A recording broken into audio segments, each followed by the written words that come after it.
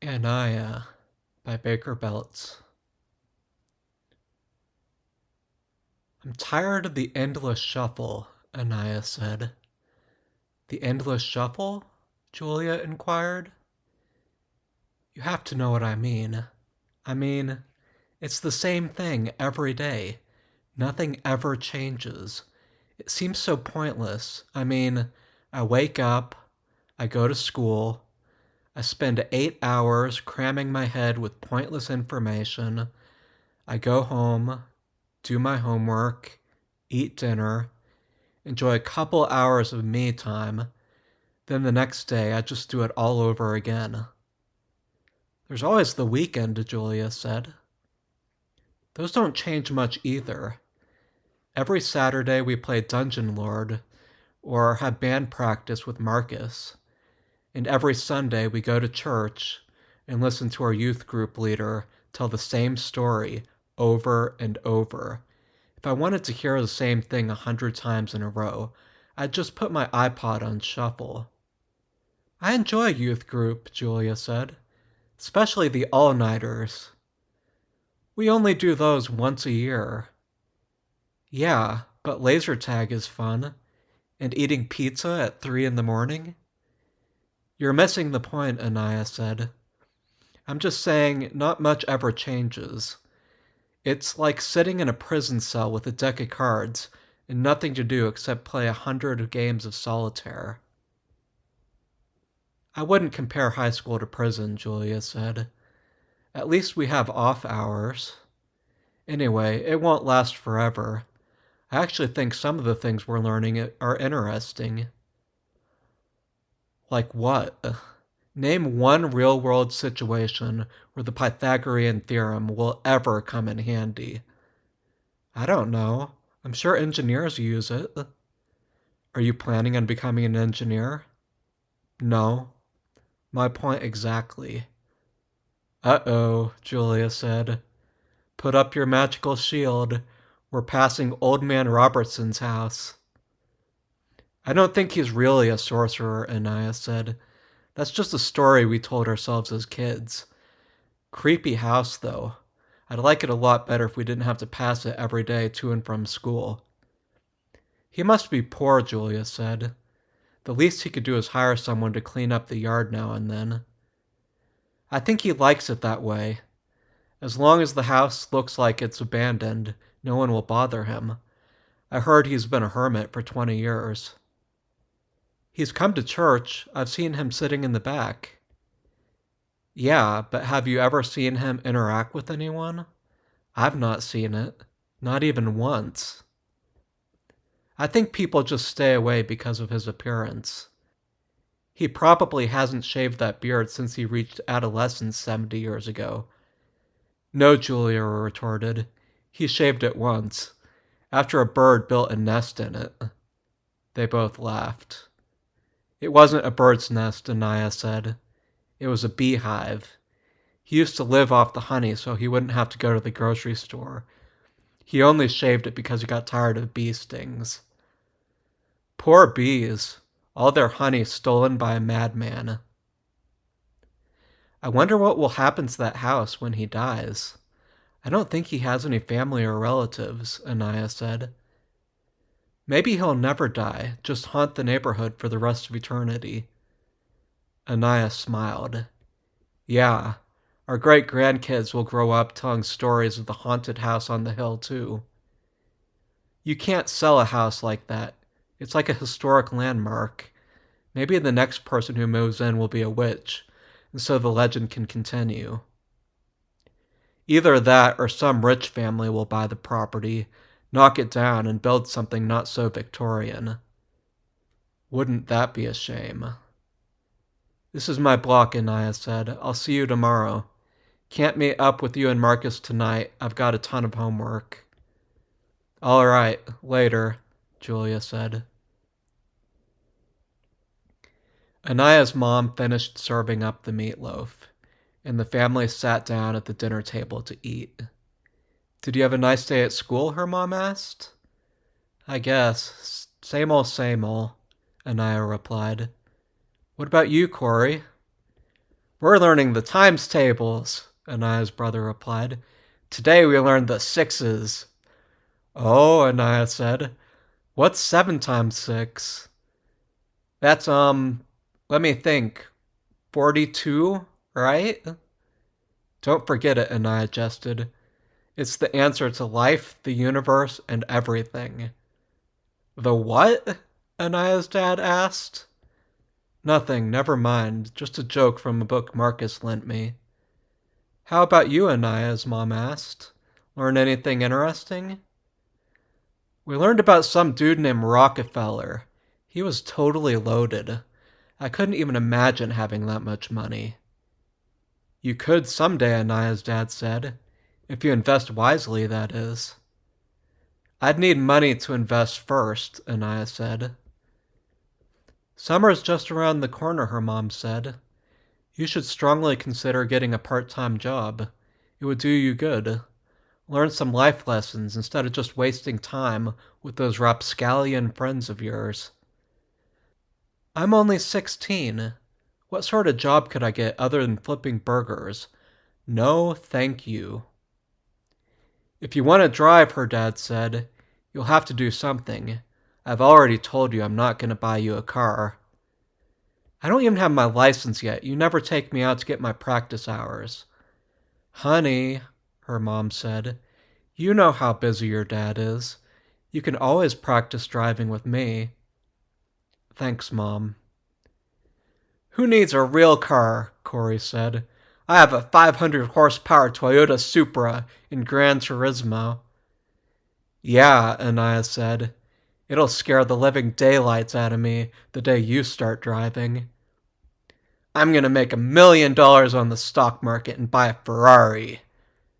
That's a boy, their dad said. Takes after his old man, thinking like an investor already. I'd die before I got a job at the bank, Anneia said. Attitude, young lady. Who pays our mortgage? Who pays for our groceries? I'm sorry, Dad.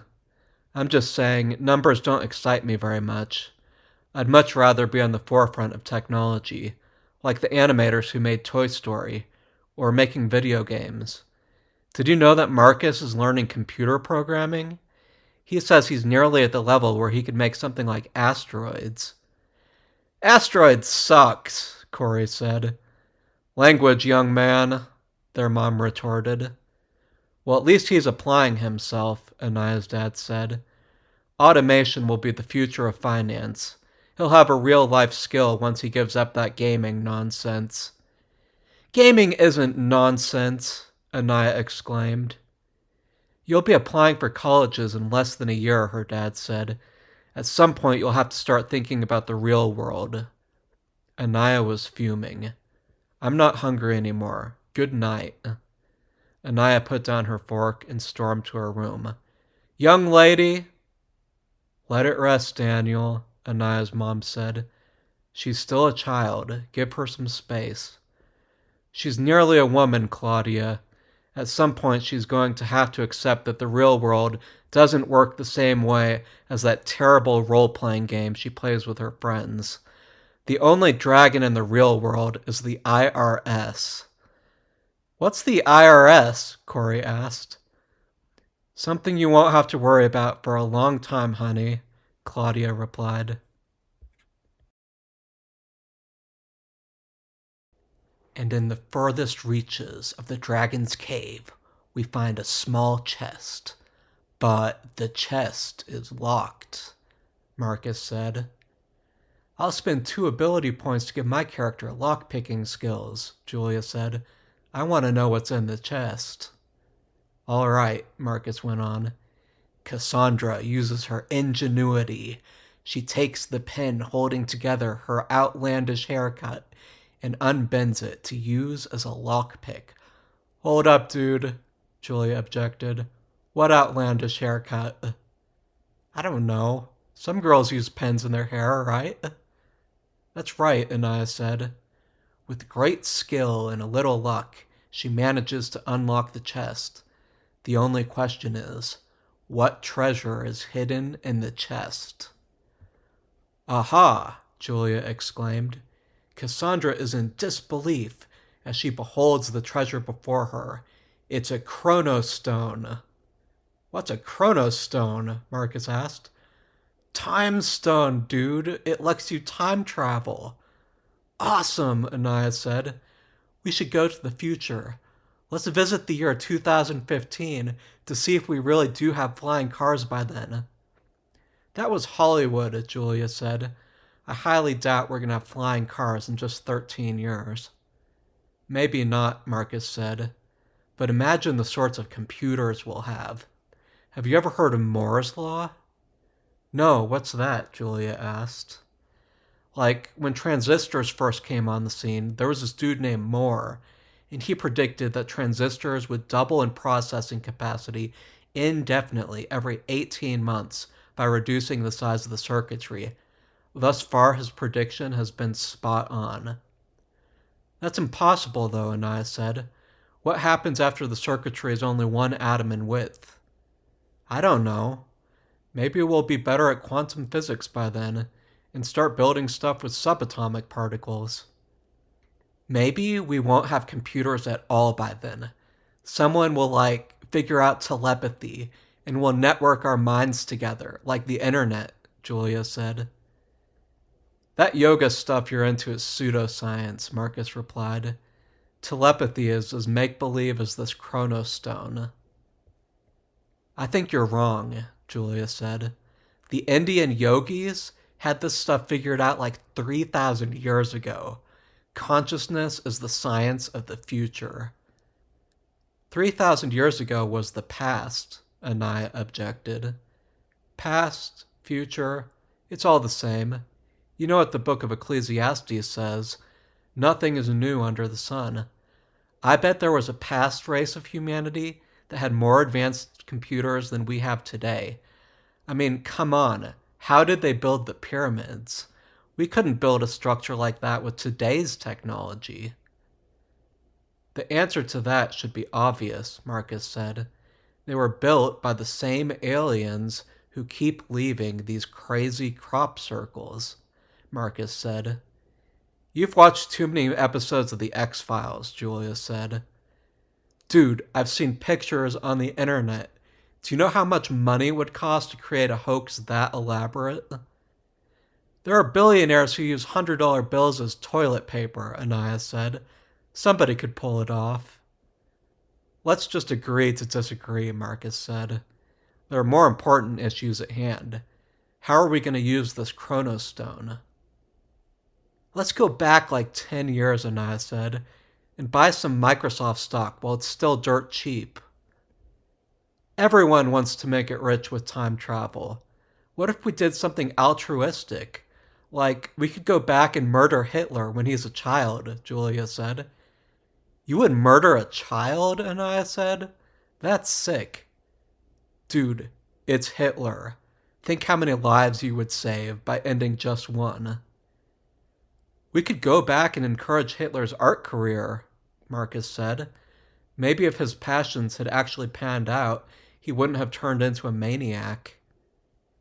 Why is it so freaking hard to make money with art? Anneia said.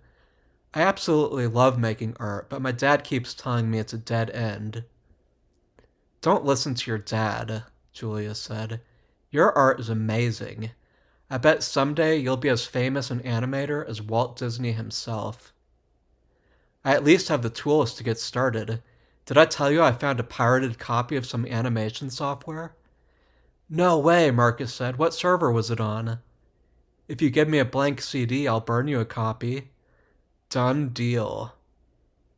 You guys get excited about electronic technology, Julia said, but I'm exploring the most advanced technology in existence. Oh yeah, Marcus said, and what is that? The human mind. You wouldn't believe where you can go in meditation. I wish I could convince you. I'll stick with my PlayStation, Anneia said. Yeah, Marcus said. Someday we'll be living in the Matrix, just like in the movie. Anneia stared at the clock and counted down the last 60 seconds until school was dismissed. As she was waiting for the bell to ring, she thought to herself, clock watching. It feels like this is all I ever do at school. She grabbed a couple binders from her locker, then headed to the front lawn where she always met up with Julia to walk home from school together. I fell asleep in Mr. Clark's class again, Anneia said. I swear, if they want us to pay attention in school, they shouldn't schedule classes at 7 in the morning. Did he catch you this time? Dude's a jerk. He claps his hands right in front of my face, and I'm startled awake from the most pleasant dream. Miss Anneia, he says, this is a classroom, not a motel. This material will be on the test. You may want to consider paying attention. What do you say back? Nothing.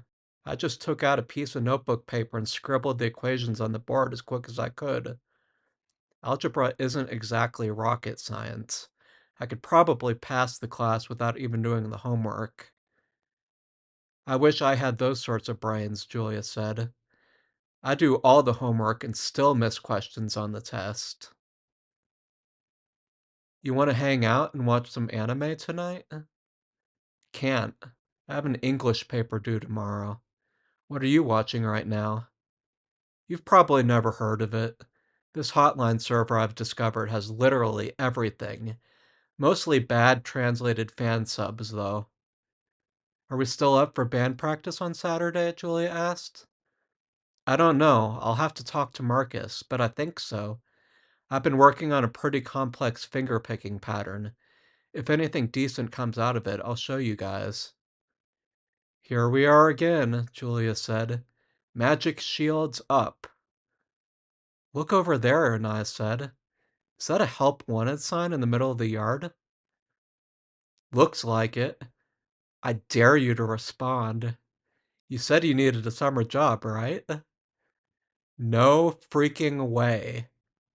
I double dog dare you. Out of the question. People already talk behind our backs as it is.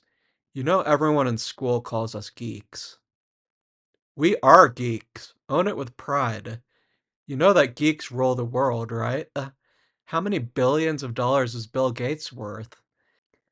Anyhow, for geeks, high school is the worst years of our life. It gets a lot better after that. Exact opposite for the jocks. For them, high school is their glory years, and it's all downhill from there. That's probably true. When you're working at an office job, it probably doesn't matter how far you can throw a football. I'll never work an office job a day in my life, Julia said. I already have a plan. Oh yeah? And what's that? I'm gonna be a yoga instructor. Nothing better than making a living doing what you love. Yoga instructors can't make that much money. Doesn't matter. If I can afford groceries, that's good enough for me. I'd like to create my own anime series, Anneia said. That, or maybe be a game developer. That's what Marcus is aimed at. Maybe you guys could form an indie studio. You do all the art and he'd do all the programming. Yeah, that'd be awesome. And all three of us could write the music.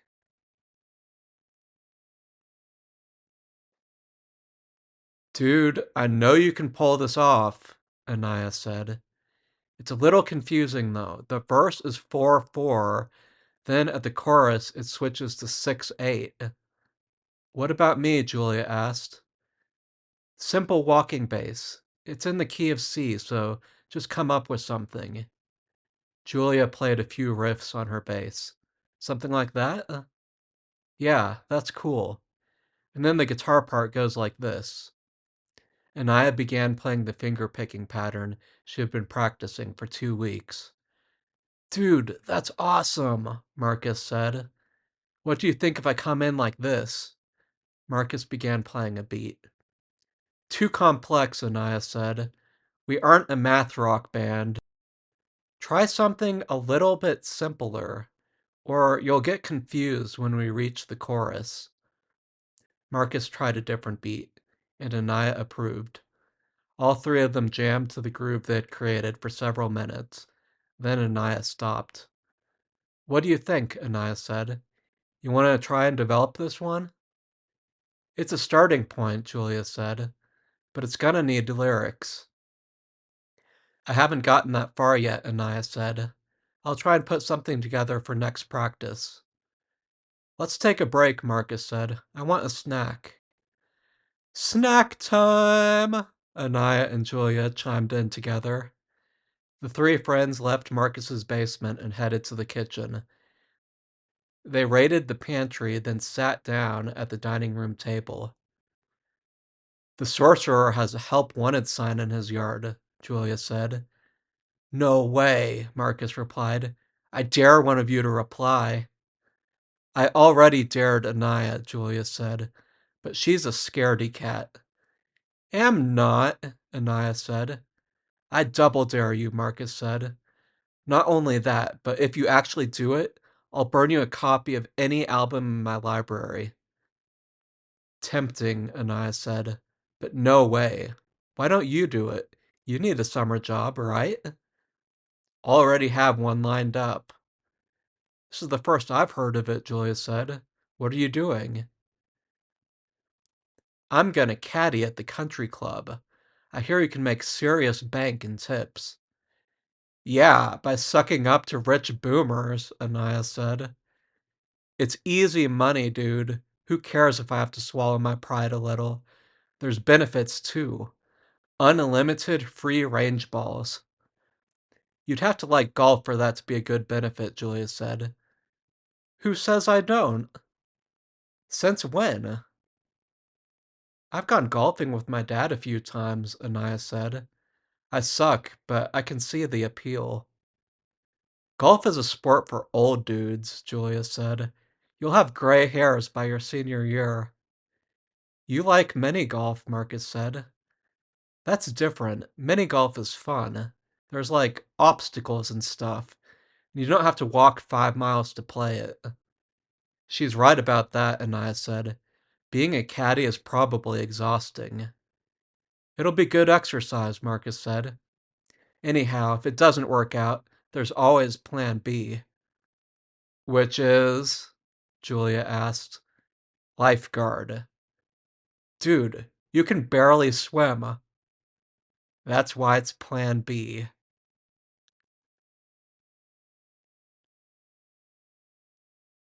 "I'll trade you my chips for your juice box," Marcus said.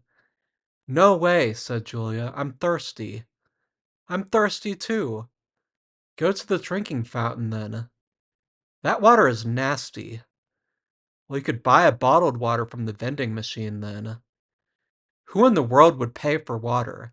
If I had $1 for the vending machine, I'd just get a soda." "I'll loan you $1 if you pay me back," Anaya said. "Okay." Marcus headed to the vending machine. "Don't wait up for me after school," Julia said. "I have to stay and do some research for a history paper." "Okay," Anaya said. "What's the paper on?" "I don't know." "What do you mean you don't know?" "I mean, I didn't do the reading." "What were you doing instead?" "Don't ask. Anyhow, if I stay and do the reading in the library, I'll be more focused. Hard to focus at home when my computer is 5 feet away." "Fair enough. I'll see you tomorrow morning then." After school, Anaya put a disc into her CD player and put her headphones on. She actually enjoyed the rare days when she didn't walk home with Julia. There was something very pleasant about listening to music during the commute. When she reached Mr. Robertson's house, she glanced at the yard. The help wanted sign was still there. For a moment, she felt perplexed. Then her mind went completely blank. She continued to stare at the sign, and from nowhere, a sort of courage began to well up within her. "Man, I'll probably regret this." She took a deep breath, then trekked through the unkempt yard to the front door. She rang the bell and waited. An elderly man in a bathrobe answered the door. Anneia swallowed. Her heart was racing. Oh my, what a surprise. If it isn't Miss Anneia. How do you know my name? Anneia stuttered. These physical eyes may be failing me, but I'm not blind yet. I've known your family since you were just a toddler. I'm not too fond of talking, but I know who most of the members of the congregation are. I've got ears to hear, you know. Listen well. I have my whole life. I know why you're here. I'm pretty darn sure, too, that your friends put you up to it. I know the things people whisper about me. The job is yours if you want it. I don't know what the job is, Anneia said. Nothing too difficult, Mr. Robertson said. Just need a little help around the house. I'm not as mobile as I used to be. Maybe someone to run a few errands, too. When you get to be my age, getting around is less easy. I'll, have to think about it.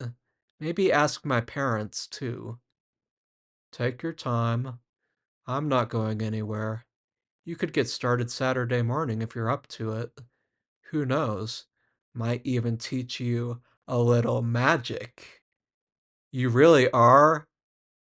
Have to keep up the facade, darling, whether it's true or not. Anneia looked at the man a little perplexed. This could be a strange adventure, she thought to herself.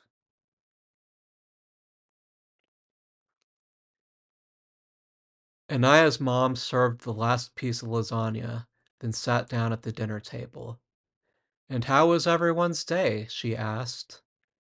I aced the times tables test, Corey said, and I only had to count on my fingers 2 times. I knew the other ones by heart. That's wonderful, sweetie, their mom said. Good with numbers, their dad said. Takes after his father. What about you, sweetie? Said Claudia, turning to Anneia. I might have found a job. I need to ask you guys about it. That's wonderful, sweetie. What is it? You know Mr. Robertson up the street? He needs someone to help with chores and stuff. Mr. Robertson, her mom said. Splendid. He's such a kind man. That would be a great way to make some spending money. If you don't get turned into a toad first, Corey said. Young man, their father said. Well, he is a sorcerer. This might be hard for you to understand, their dad said, but it's been more than 5 years since his wife passed. Losing someone you love like that changes you. It's an awful shame that it's caused so many rumors with the kids. He's eccentric, I'll give him that. But all this nonsense about magic and sorcery is just plain make-believe.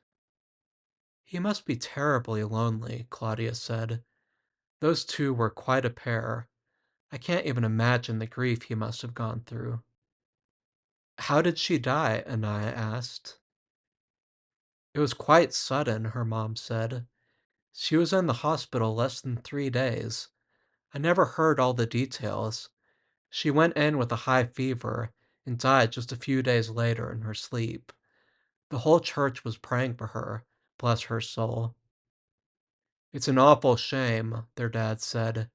The man's practically been a recluse ever since. Having someone around would probably do some good.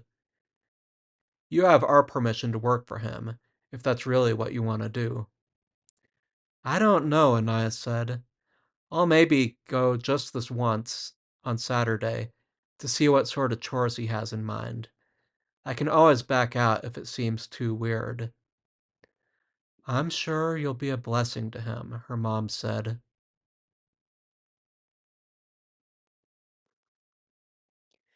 Anneia woke up earlier than usual for a Saturday morning. She looked outside. The sky was slightly overcast. It was unusually cool for a spring day. She put on a hoodie and walked downstairs to the kitchen. Aneia's dad had already brewed a pot of coffee. It was half empty already.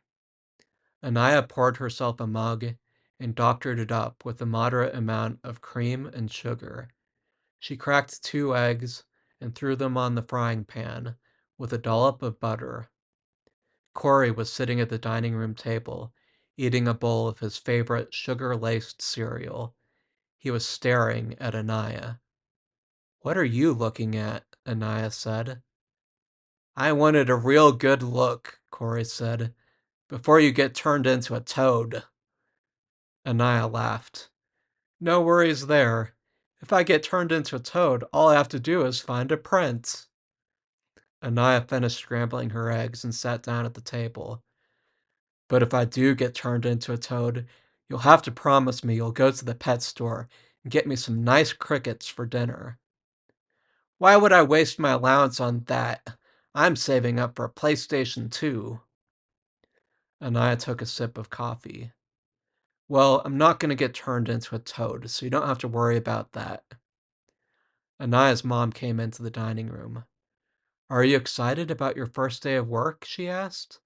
"I can't believe you've grown up so quick." "I wouldn't say excited," Anneia said. "If I survive the day, I'll be grateful enough." Now, Aneia's mom said. "Mr. Robertson is an extremely kind man. It's awful the sorts of rumors that get spread around." Anneia finished her eggs and coffee and put the dishes in the sink. "Well, I guess I'll find out soon enough," she said, then headed to the front door. She closed the door behind her and locked it with her key, then began heading towards Mr. Robertson's house. When she got there, she rang the doorbell and waited. Mr. Robertson came to the door after a minute and let Anneia in. "So, you've decided to become the Sorcerer's apprentice after all," he joked. Anneia glared at him. "A joke, dear. Do come in. We're going to get started in the attic." Anneia stood at the base of the narrow, winding staircase that led up to the attic of Mr. Robertson's house. The old wooden steps creaked under the slightest pressure, as if groaning at the thought of being disturbed after years of silence. Dust motes floated lazily in the beams of sunlight that filtered through the small, grimy window at the top of the stairs. "Are you sure this is safe?" Anneia called out, glancing over her shoulder. Mr. Robertson, standing at the bottom of the stairs, chuckled softly. "It's been standing for over 100 years, Anneia. I reckon it can manage a few more." With a hesitant nod, Anneia took a deep breath and ascended the stairs, her hand gripping the worn banister. The door at the top of the staircase was slightly ajar, revealing a dimly lit space filled with shadows. She pushed the door open, and the hinges squealed in protest. The attic was a treasure trove of the past, though it didn't look like much at first glance. Stacks of yellowing newspapers lined one wall, next to old cardboard boxes labeled in faded ink. A few pieces of furniture, a rocking chair, a small desk, and a chest of drawers were scattered around the room, draped in dusty sheets. In the far corner, a large trunk sat, its surface covered with an array of stickers from places that Anneia had never heard of. She let out a small sigh, overwhelmed by the sheer volume of items that needed sorting. Where to even begin? Mr. Robertson's voice, calm and steady, broke the silence. "You don't have to do it all in one go, you know. Just take your time. There's no rush." Anneia nodded, though she still felt a little daunted. She pulled back her sleeves, picked up a box labeled Photos, and gingerly opened it. Inside, she found stacks of old photographs, their edges curled with age. Some were black and white, others in faded color. Most of them featured a young man and woman standing together. "Who are they?" Anneia asked, holding up a photograph of the couple standing in front of a grand old house, their faces alight with joy. Mr. Robertson smiled faintly, his eyes softening. "That's me and my late wife Margaret. And that house there, that's this very house when we first bought it. We were just starting our life together." Anneia looked at the photograph again, noticing the vibrant life in their expressions. She placed it carefully on the desk beside her, handling it with more reverence now that she knew its story. "Do you want to keep all of these?" she asked, looking at the rest of the photos. "Oh, yes," Mr. Robertson replied. "Each one holds a memory. They may look like just pictures to you, but to me, they're fragments of a life well lived." As Anai continued to sort through the boxes, she found more pieces of Mr. Robertson's past: a medal from a local running competition, a collection of letters tied together with a faded ribbon, and a small carved wooden box containing a delicate locket. Inside the locket was a tiny portrait of the same woman from the photographs. "She was beautiful," Anaya murmured, almost to herself. "She was," Mr. Robertson agreed, his voice thick with emotion.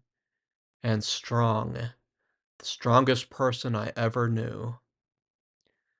Anaya looked around the attic again, but this time with different eyes. The clutter no longer seemed like a mess, but rather a collection of moments and stories, each item holding a piece of Mr. Robertson's history. "Why did you want me to do this?" Anaya asked, placing the locket back in the box and closing it carefully. Mr. Robertson took a deep breath before answering. "I wanted you to understand something, Anaya. Life isn't just about moving forward. It's also about looking back, about remembering where you've been, what you've done, and who you've loved. These memories, they shape us. They remind us of who we are and where we come from. And sometimes, when we're feeling lost, it's these memories that help us find our way again." Anaya felt a warmth spread through her chest as she absorbed his words. She had always been so focused on the present, on what was happening right now, that she had never given much thought to the past. But now, as she looked around at the remnants of Mr. Robertson's life, she realized how important those memories were, how they could anchor you when the future seemed uncertain. "I'll take good care of these," she promised, her voice soft but firm. Mr. Robertson smiled, a look of deep satisfaction in his eyes. "I know you will, Anaya. I know you will." As the afternoon light began to fade, Anaya continued to sort through the attic's contents, but now she did so with a sense of purpose. Each item she touched, each memory she uncovered, felt like a small piece of treasure, something to be valued, something to be cherished. The attic, once just a dusty old room, had become a sanctuary of memories, a place where the past could be revisited and honored. And as she closed the box of photos, setting it aside with care, Anaya knew that she had started to learn one of life's most valuable lessons: the importance of remembering. Anaya sat at the dinner table, her plate filled with spaghetti and meatballs, the aroma of garlic bread wafting through the air. The kitchen was warm and inviting, the sound of clinking silverware mixing with the murmur of conversation. Her mother was busy serving a second helping to her brother, Corey, who was eagerly reaching for more. So, Anneia, her dad said, looking at her from across the table, how was your day? How's the job going with Mr. Robertson? Anneia paused, twirling a strand of spaghetti around her fork.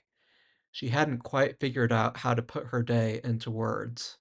It had been strange, in a way she wasn't used to, quiet and thoughtful, filled with dusty memories and stories from a life she hadn't lived. It was interesting, she finally said, glancing up at her dad. Corey snorted, barely pausing between bites. Interesting. That's what you always say when something's boring. It wasn't boring, Anaya retorted, giving him a playful glare. It was just different. Her dad raised an eyebrow, clearly intrigued. Different how? Anaya hesitated, not sure how to describe the feeling of standing in that attic, surrounded by fragments of Mr. Robertson's past. She hadn't expected to feel so connected to someone else's memories, but sorting through those old photographs and mementos had been like stepping into another world. Well, she began, he had me organizing his attic today. It's full of all these old things, photos, letters, stuff from when he was younger. And while I was going through it all, he told me stories about them, like who the people in the photos were and what they meant to him. Her mom, who had been quietly listening while sipping her tea, leaned in a little. That sounds lovely. It must have been like taking a trip back in time. Anaya nodded. Yeah, it was. He talked about his wife a lot. You could tell how much she meant to him. It made me think about how important memories are, like how they're not just things in the past, they're part of who we are. Her dad smiled, his expression softening. Sounds like you're learning more than just how to clean an attic. Corey, who had finally finished his second helping, looked skeptical.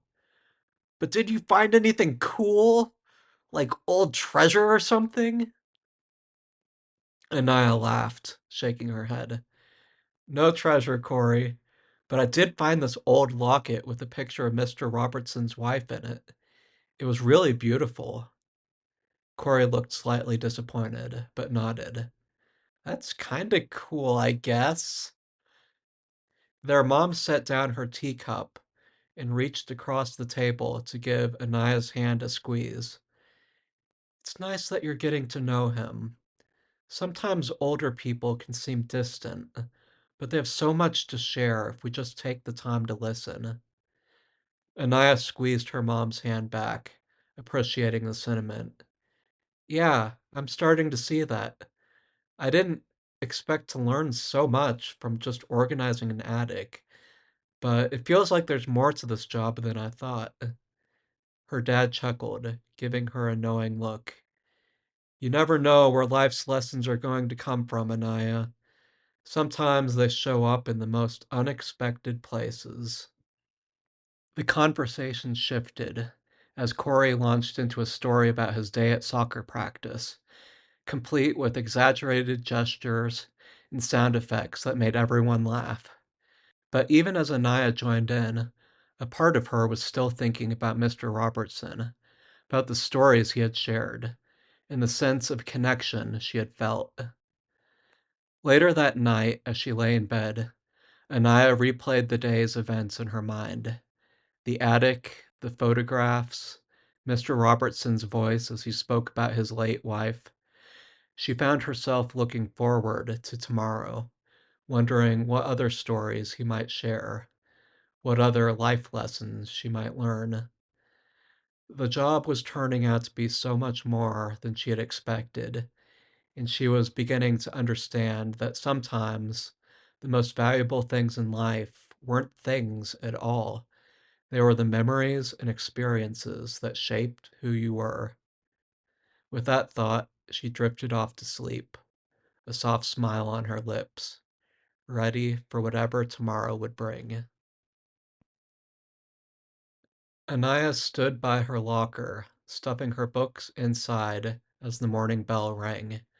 The hallway buzzed with the usual noise, students laughing, lockers slamming, and the distant echo of teachers reminding kids to get to class. Julia and Marcus, her two closest friends, sauntered over, their backpacks slung casually over one shoulder. Marcus was mid-sentence, finishing a joke that had Julia in stitches. And then he tripped over the dog and spilled soda all over his homework, Marcus said, laughing so hard that he had to wipe a tear from his eye.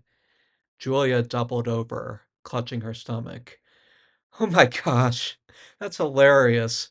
Only you, Marcus. Anaya grinned as she watched them, shaking her head.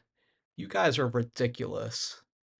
Julia, still giggling, looked up and nudged Anaya. So how's the job with your mystery man? You haven't told us much about him yet. Marcus raised an eyebrow, leaning against the lockers. Yeah, what's the deal with this Mr. Robertson guy? He's some kind of crazy old hermit or something? Anaya laughed, rolling her eyes. I was wrong. He's not a hermit, Marcus. He's actually pretty cool. Just different. Different how? Julia asked, genuinely curious.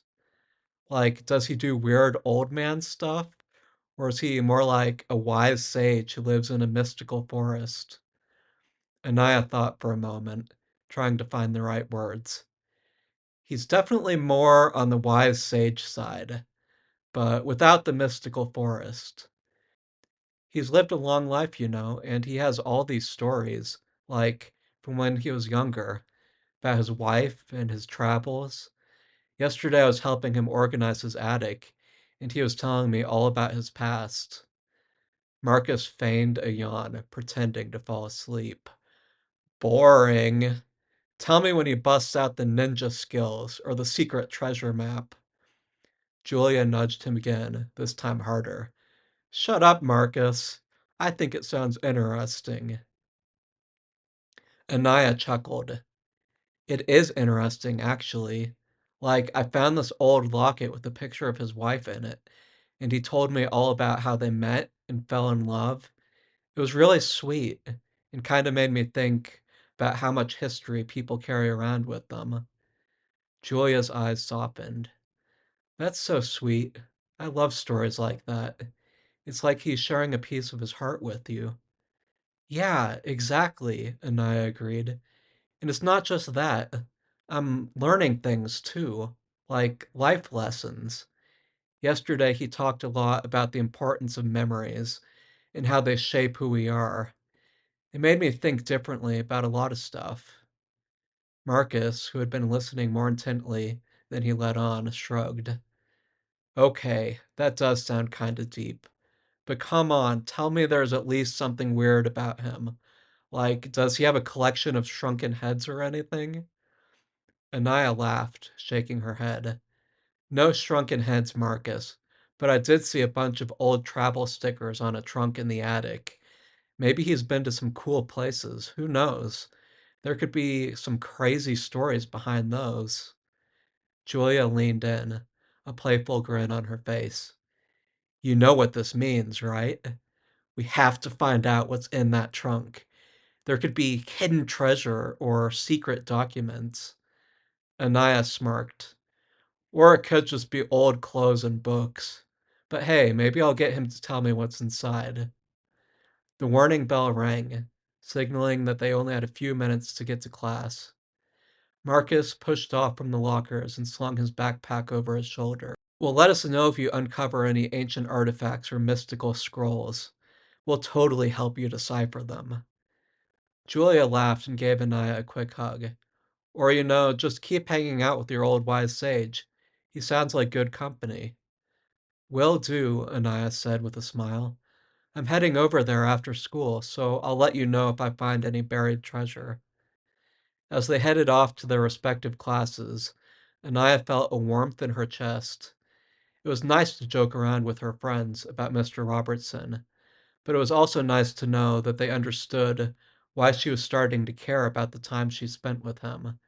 The stories, the memories, the life lessons, it was all becoming more meaningful than she had expected. As she walked to class, she found herself looking forward to the afternoon, wondering what new wisdom Mr. Robertson might share with her next. The afternoon sun hung low in the sky as Anaya made her way to Mr. Robertson's house. The familiar creak of the gate greeted her as she stepped into the front yard, her eyes drawn to the overgrown garden that sprawled in every direction.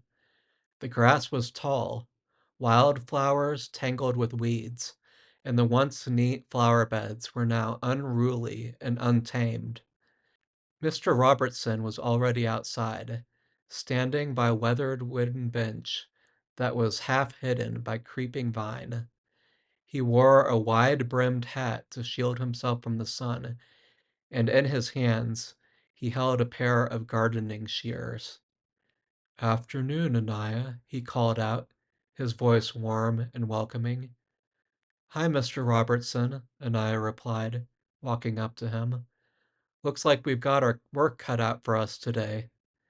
Mr. Robertson chuckled softly, handing her a pair of gloves and a trowel. "Indeed we do. This garden's been left to its own devices for far too long.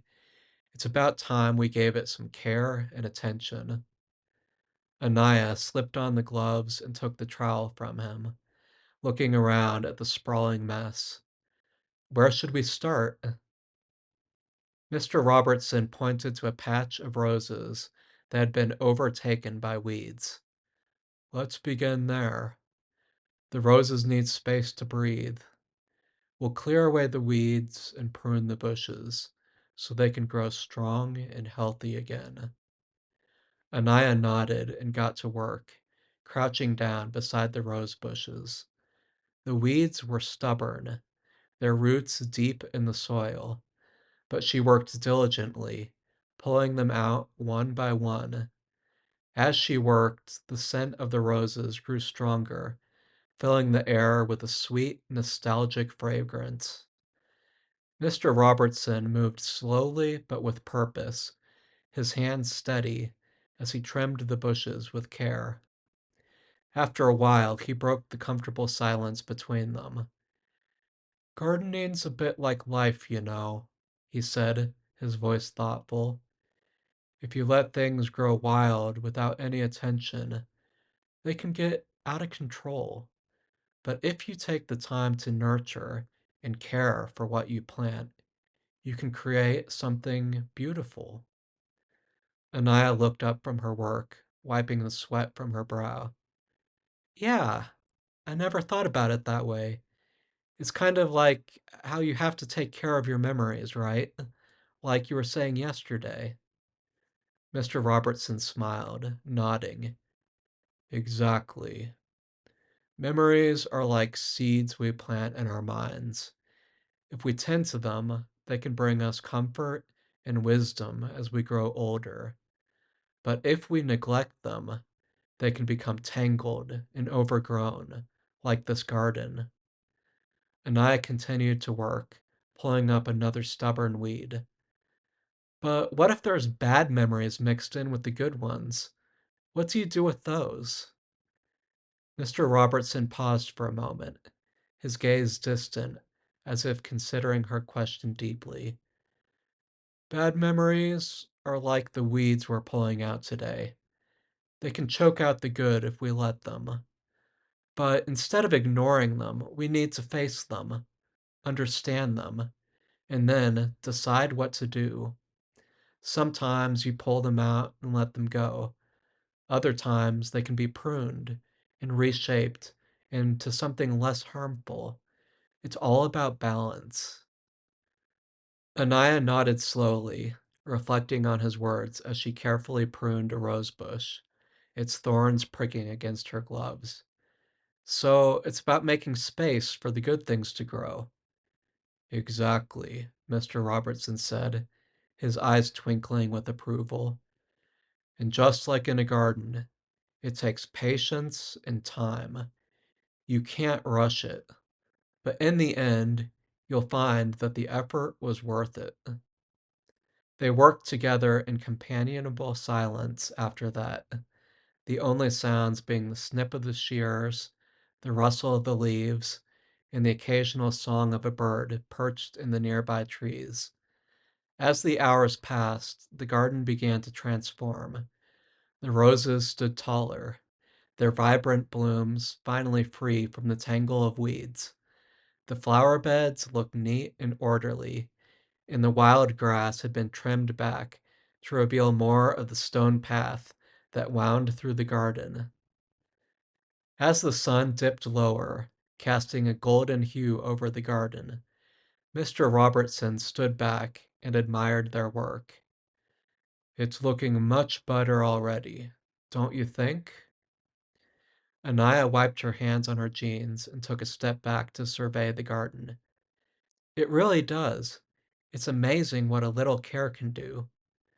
Mr. Robertson smiled, a look of deep satisfaction on his face. Remember that, Anneia. Just as we tended to this garden, you can tend to the things in your life that need care. Your relationships, your dreams, your memories. With a little attention and patience, you can make them grow into something beautiful. Anaya felt a warmth in her chest, a sense of accomplishment mixed in with the quiet wisdom of Mr. Robertson's words. She hadn't expected to learn so much from gardening, but as she looked at the transformed garden, she realized that the lesson went far beyond the physical work they had done.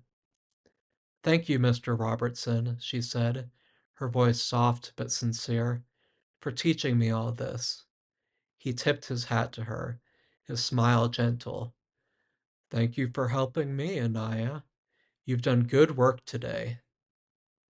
They gathered up the tools and walked back to the house, the garden behind them now a place of order and beauty where chaos had once reigned. As they put away the gardening tools and stepped into the cool, dim interior of the house, the scent of earth and roses still clung to Anaya's clothes.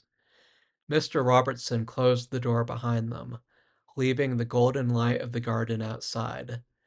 The house was quiet and still, a contrast to the busy work they had just completed. How about some tea? Mr. Robertson offered, already heading towards the kitchen.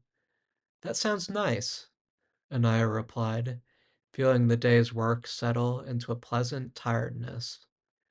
She followed him into the kitchen, a cozy space filled with the soft hum of a refrigerator and the faint aroma of herbs. Mr. Robertson moved with practiced ease, setting the kettle on the stove and preparing 2 cups. As the water began to boil, he pulled out a tin of loose leaf tea, scooping some into an old worn strainer. Chamomile and mint, he said, placing the strainer into the teapot. Good for calming the mind after a day's work. Anaya smiled, taking a seat at the small wooden table by the window. The sun was setting now, casting a warm glow through the lace curtains. The kitchen felt like a haven, a place where time slowed down and everything seemed a little simpler. Mr. Robertson joined her at the table, setting down the teapot and pouring the tea. The steam curled up from the cups, carrying the soothing scent of chamomile and mint. Anaya wrapped her hands around the warm cup, feeling its heat seep into her palms. So, Anaya, Mr. Robertson began, his voice gentle and curious, we've spent some time talking about my life and my memories, but I don't know much about yours. What are your passions? What do you dream of doing someday? Anaya hesitated for a moment, surprised by the question, Most adults didn't ask her about her dreams. They usually just assumed she was focused on school or hobbies. But there was something about Mr. Robertson's calm demeanor that made her want to open up. "Well," she started, a bit shyly, "I've always loved drawing and creating stories. I guess you could say I'm kind of obsessed with animation. I love the idea of bringing characters and worlds to life, of telling stories through art. Someday I'd like to be an animator, maybe even work on big movies or create my own animated series." Mr. Robertson's eyes lit up with interest as he sipped his tea. "Animation, you say? That's a wonderful passion, Anneia. Animation is a form of storytelling that blends art and imagination. It's like breathing life into your dreams." Anneia nodded enthusiastically, encouraged by his response. "Exactly! I love how animators can create entire worlds from nothing, how they can make you feel so much with just a few simple drawings. I've been practicing on my own for years, sketching and learning about different animation techniques. I even started a small project on my computer, just trying to bring my characters to life." Mr. Robertson leaned back in his chair, a thoughtful expression on his face. "It sounds like you're well on your way. What kind of stories do you want to tell?" Anaya smiled, the excitement building in her chest. "I'm really drawn to fantasy and adventure stories. I love the idea of creating worlds where anything is possible, where the characters can go on epic journeys and discover new things about themselves and the world around them. But I also want my stories to have heart, you know. I want them to make people feel something, to inspire them, maybe even to help them see things in a new way." Mr. Robertson nodded, his eyes twinkling. "That's a noble goal, Anaya. Stories have a way of touching people's hearts, of changing the way they see the world. Animation can be a powerful medium for that. Have you thought about where you might pursue this dream? Any plans for the future?" Anaya's smile faltered slightly as she considered the challenges ahead. "I've been looking into schools with good animation programs, but there's a lot to think about, like which schools to apply to, how to build my portfolio, and of course, how to pay for it all. It's a little overwhelming sometimes, but I'm determined to make it happen. I just need to keep working at it, I guess." Mr. Robertson set his teacup down and leaned forward, his expression serious yet kind. "You've got the right attitude, Anaya. Determination and hard work are essential, but don't forget that it's okay to ask for help along the way. Sometimes the road to our dreams isn't a straight path. There will be obstacles, and there will be times when you need to lean on others for support. But remember this: if your passion is strong and your heart is in it, you'll find a way." Anaya felt a wave of gratitude wash over her. It wasn't often that someone took her dreams seriously, and hearing Mr. Robertson's words gave her a renewed sense of confidence. "Thanks, Mr. Robertson. That means a lot to me." He smiled warmly, his eyes filled with a deep understanding. "You're welcome, Anaya. I have no doubt that you'll achieve great things. Just keep nurturing that passion, like we did with the garden today. Give it time, care, and attention, and it will grow into something beautiful." They sat in companionable silence for a moment, sipping their tea, as the last rays of the sun dipped below the horizon. The house was peaceful, the kind of quiet that felt comforting rather than lonely. As Anaya finished her tea, she realized that her time with Mr. Robertson was becoming more than just a part-time job. It was a time of learning, of growth, and of discovering more about herself and the world. As she helped him with his tasks, He was helping her with something far more important, finding the courage to pursue her dreams. Anneia stood up to help clear the table, feeling a sense of contentment and purpose. She didn't know what tomorrow would bring, but she was ready for it, ready to keep tending to her dreams, one step at a time. Saturday morning arrived with a crisp breeze and a bright, cloudless day. Anneia felt a renewed sense of purpose as she walked the familiar path to Mr. Robertson's house, the early sun casting long shadows on the ground. The garden she had helped revive earlier in the week now looked vibrant and alive, and she couldn't help but smile as she passed it. As she approached the house, she noticed Mr. Robertson was already outside, standing near the old wooden fence that ran along the edge of the property. The fence, once sturdy and straight, had fallen into disrepair over the years. Some sections leaned precariously, while others were missing planks altogether. "Good morning, Anneia," Mr. Robertson called out as she walked up. "Ready for another day of hard work?" "Morning, Mr. Robertson," Anneia replied, a playful grin on her face. "Always ready. What's on the agenda today?" Mr. Robertson patted the top of the fence, his hand lingering on the weathered wood. "Today we're going to mend this old fence.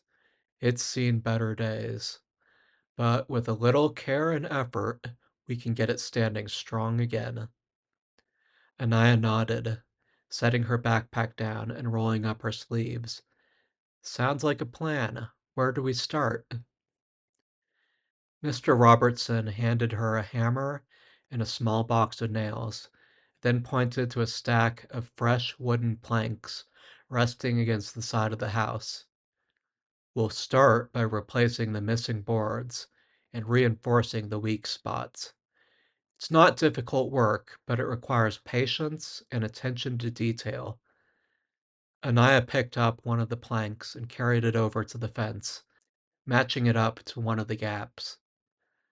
The wood was rough under her fingers, but it smelled fresh, like the forest. She positioned the plank carefully, holding it in place as Mr. Robertson handed her a nail. As she drove the nail into the wood, the rhythmic thud of the hammer echoed in the still morning air.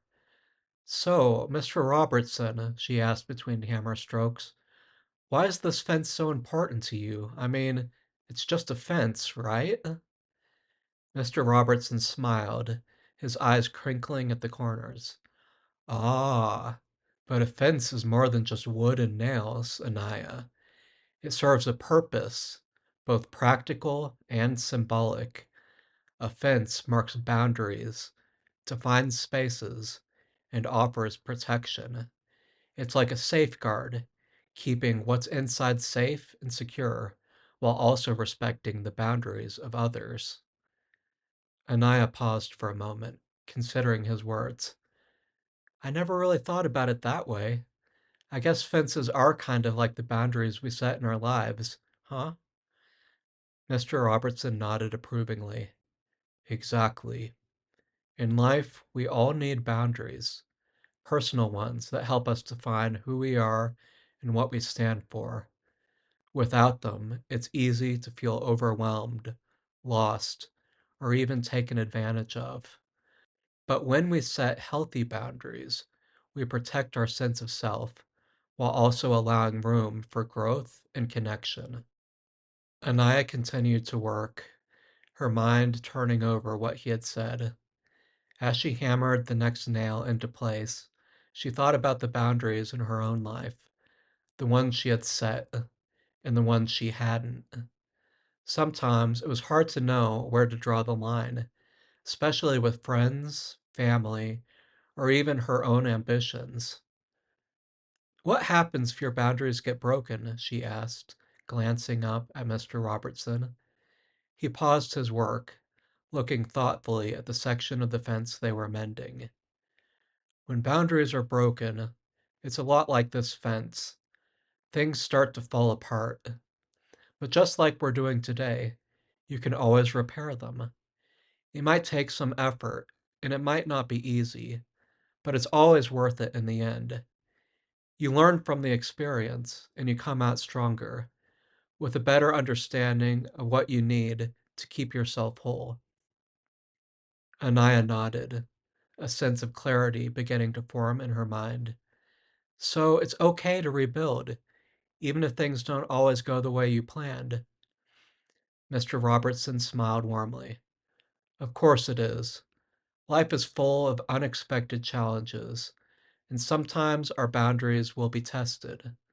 But as long as you're willing to put in the work to mend what's been broken, you'll find that you're capable of much more than you realize.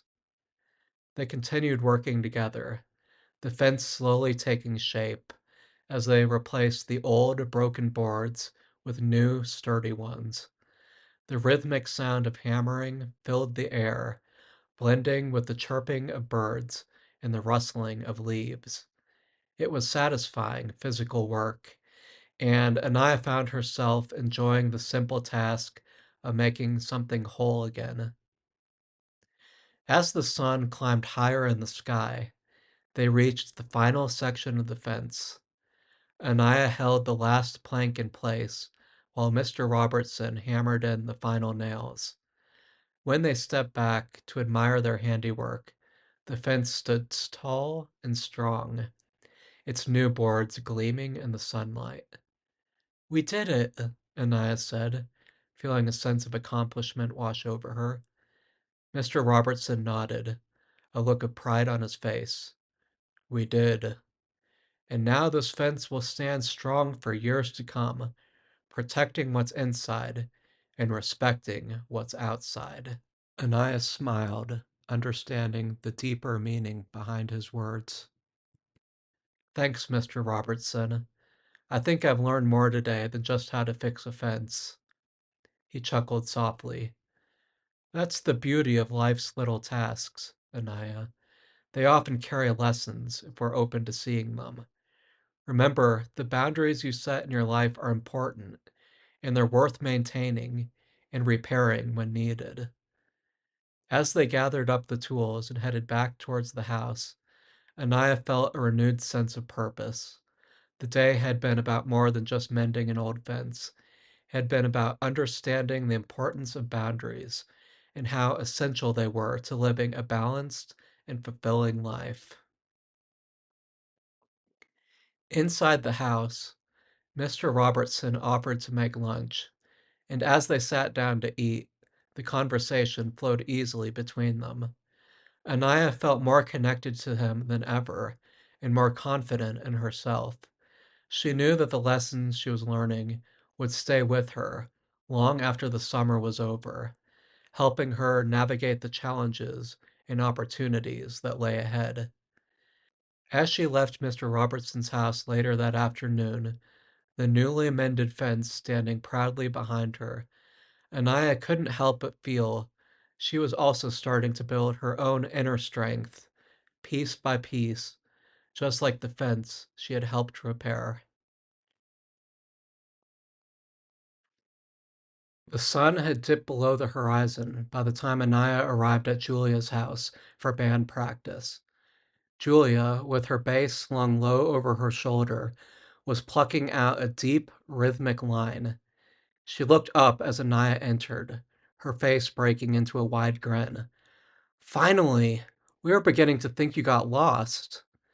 Marcus, sitting behind his drum kit, tapped out a quick beat on the snare, nodding in agreement. Yeah, you're just in time. We were about to start jamming without you.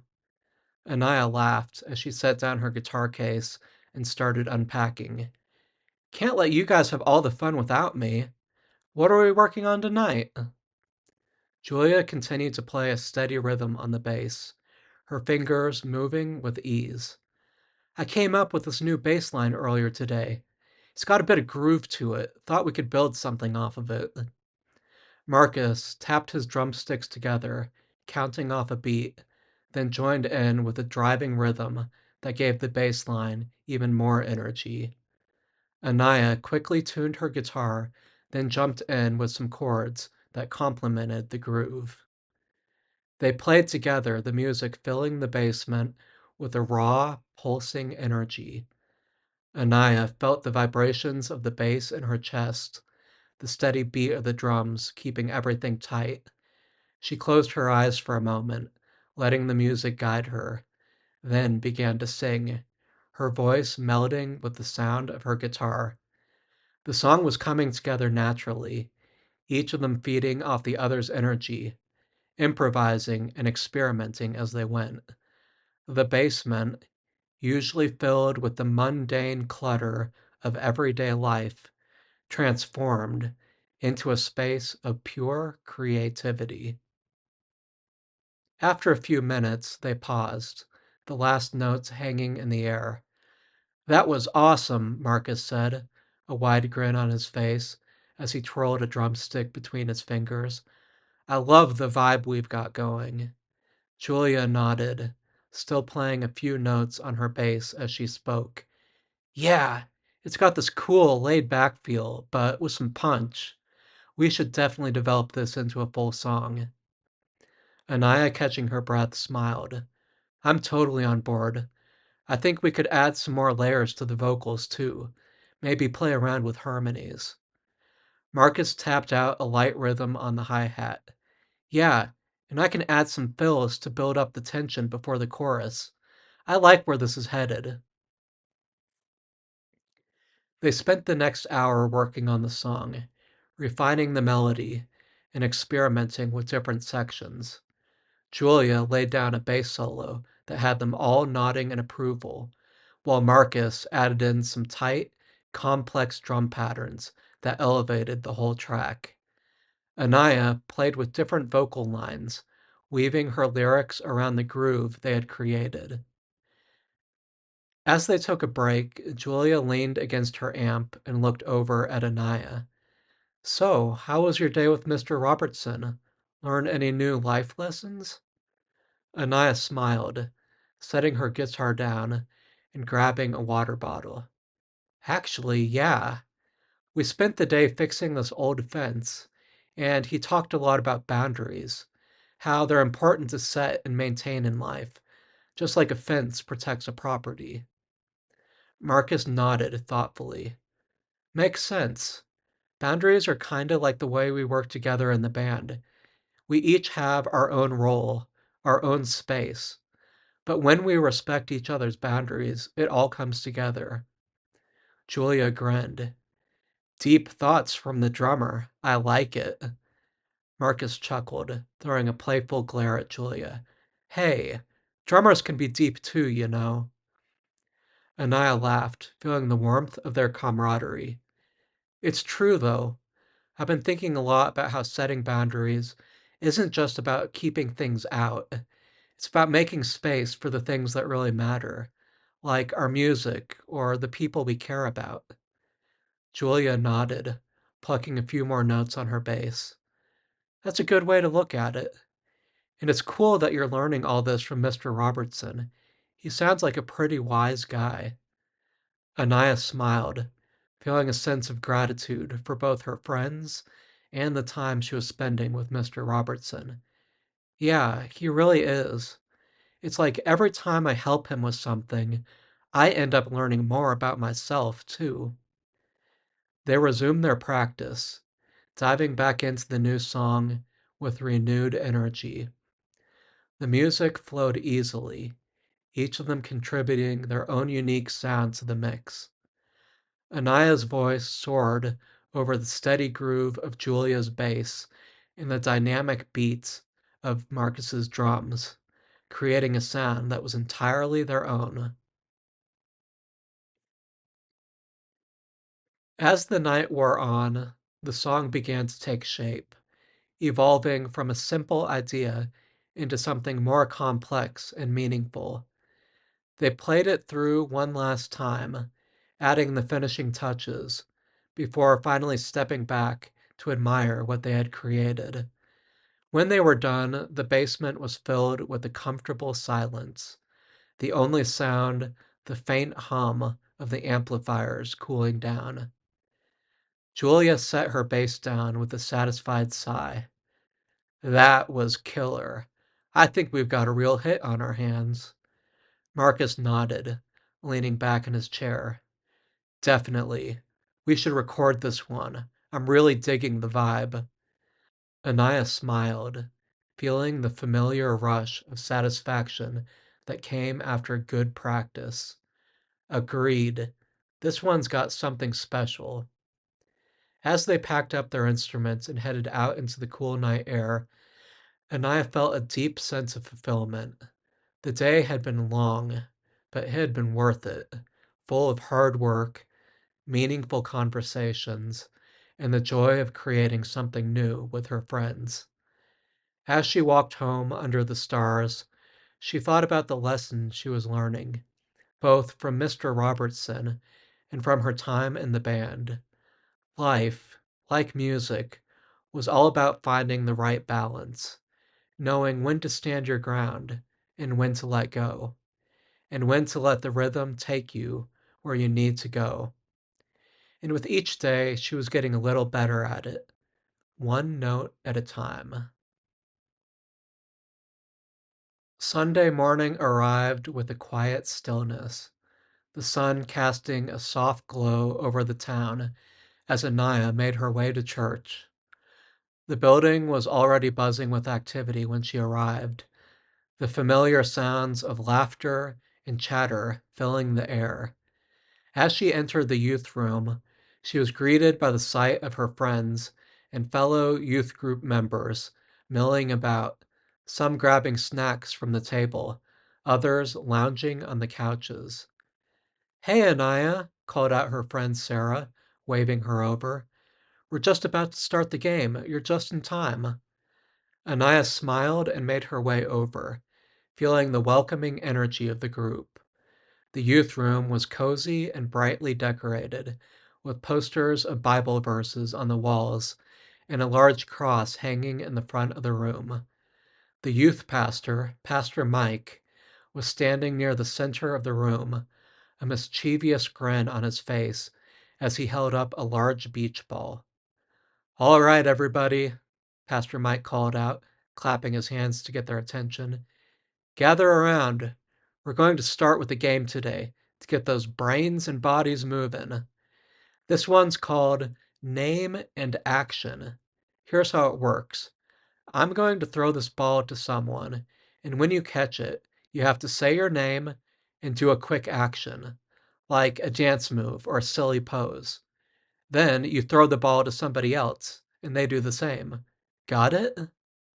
The group erupted into laughter and excited murmurs as they formed a circle. Anneia found herself between Sarah and another friend, Josh, both of whom were already giggling at the thought of what actions they might have to come up with. All right, let's get started, Pastor Mike said, tossing the ball to Sarah. Sarah caught it with a flourish, immediately breaking into a dramatic twirl. I'm Sarah, and I love to dance, she said with a grin, earning cheers and claps from the group. She tossed the ball to Josh, who caught it and struck up a ridiculous superhero pose. I'm Josh, and I'm here to save the day, he announced, making everyone laugh. The ball continued around the circle, with each person coming up with a unique and often hilarious action. When it was Aneia's turn, she caught the ball and quickly did a little air guitar move. I'm Anneia, and I'm a rock star, she said, laughing as the group cheered her on. After a few more rounds, the game came to a close, with everyone in high spirits. The room filled with the sound of laughter and friendly banter. Great job, everyone, Pastor Mike said, beaming at the group. It's always good to start with some fun. Now, let's take a seat and settle down for a bit. I've got a short message I want to share with you today. The group moved to the couches and chairs scattered around the room, some sitting cross legged on the floor, as they gathered in a loose circle around Pastor Mike. The energy in the room shifted to a quieter, more reflective mood as he took a seat on a stool at the front. Today, I want to talk about something that's really important in our lives as Christians: forgiveness. Pastor Mike began, his tone warm and sincere. Forgiveness is one of those things that sounds simple in theory, but it can be really tough in practice, whether it's forgiving someone who's hurt us or asking for forgiveness when we've messed up. It's not always easy. He paused, letting his words sink in. Anneia leaned forward slightly, her attention fully on Pastor Mike.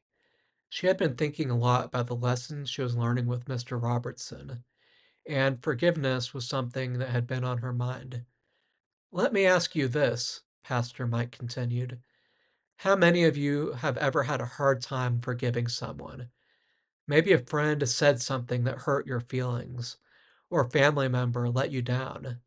It's okay to admit it. We all struggle with this." A few hands went up around the room, including Anneia's. She had experienced her share of hurt feelings and misunderstandings, and she knew how hard it could be to let go of that pain. Pastor Mike nodded. "I think we've all been there. But here's the thing: holding on to anger or resentment can weigh us down. It can keep us from experiencing the fullness of the love and peace that God wants for us." Jesus talked a lot about forgiveness. In Matthew 6:14 through 15, he said, "For if you forgive other people when they sin against you, your heavenly Father will also forgive you. But if you do not forgive others their sins, your Father will not forgive you your sins." He looked around the room, his gaze gentle but serious. That's a powerful reminder of how important forgiveness is. It's not just about letting someone off the hook. It's about freeing ourselves from the burden of holding on to that hurt. When we forgive, we're choosing to trust God with our pain and to allow Him to bring healing into our hearts. Anneia nodded slowly, feeling the truth of his words. She thought about the times she had struggled to forgive and how much lighter she had felt once she finally did. "But I know it's not always easy," Pastor Mike continued. "Forgiveness doesn't mean we forget what happened, or that we pretend everything's okay when it's not. It means we're choosing to let go of our right to get even, and instead, we're choosing to trust God to handle it. It's about releasing that person in that situation to God and asking Him to help us move forward." He smiled gently. "And remember, forgiveness is a process. It doesn't always happen overnight. But every time you choose to forgive, you're taking a step closer to the freedom and peace that God wants for you."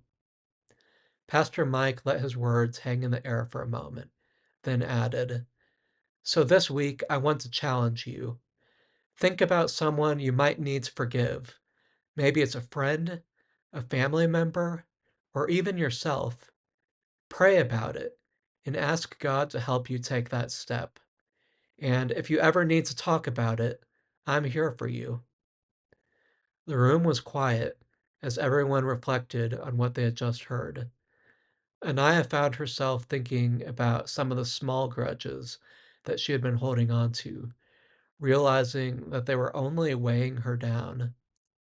Pastor Mike clapped his hands together softly, breaking the silence. "All right, let's close in prayer, and then we can hang out for a bit before service starts." They bowed their heads as Pastor Mike led them in a simple, heartfelt prayer, asking God to help them forgive and bring healing to their hearts.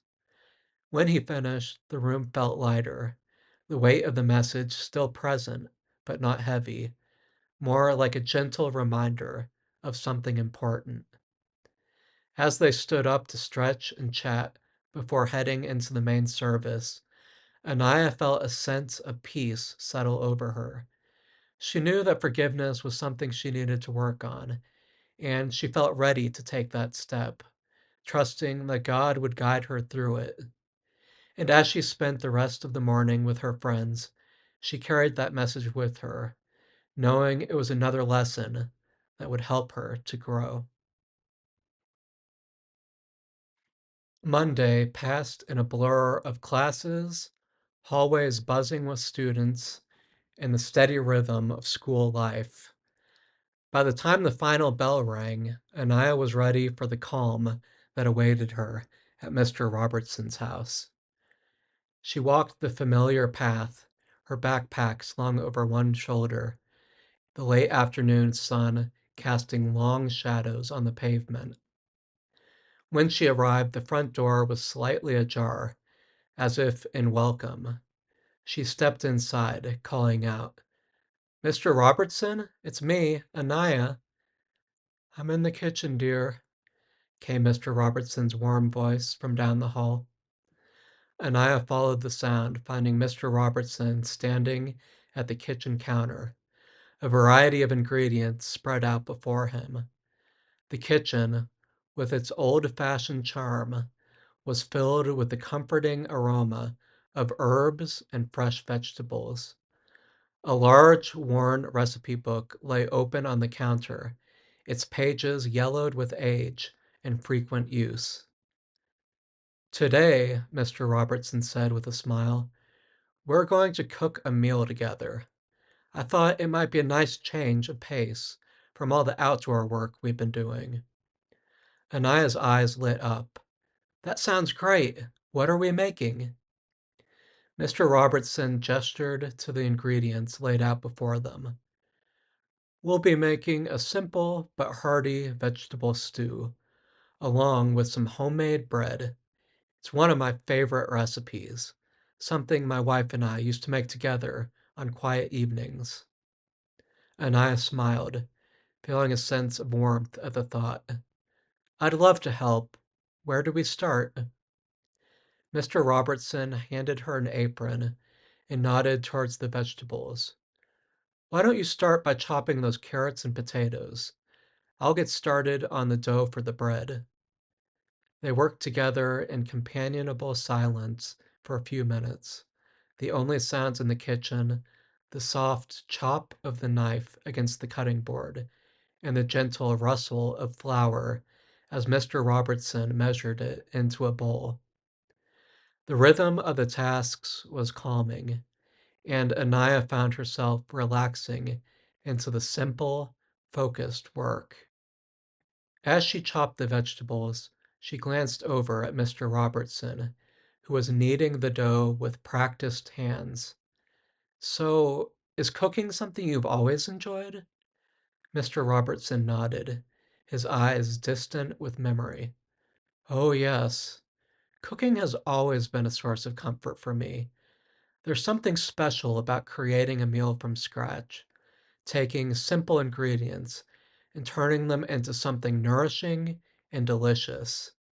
It's an act of care, really, a way of showing love."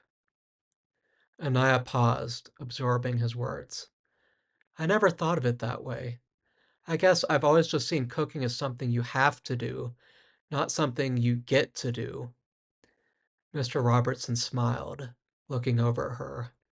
"That's a common way of thinking, especially with all the fast-paced conveniences we have these days.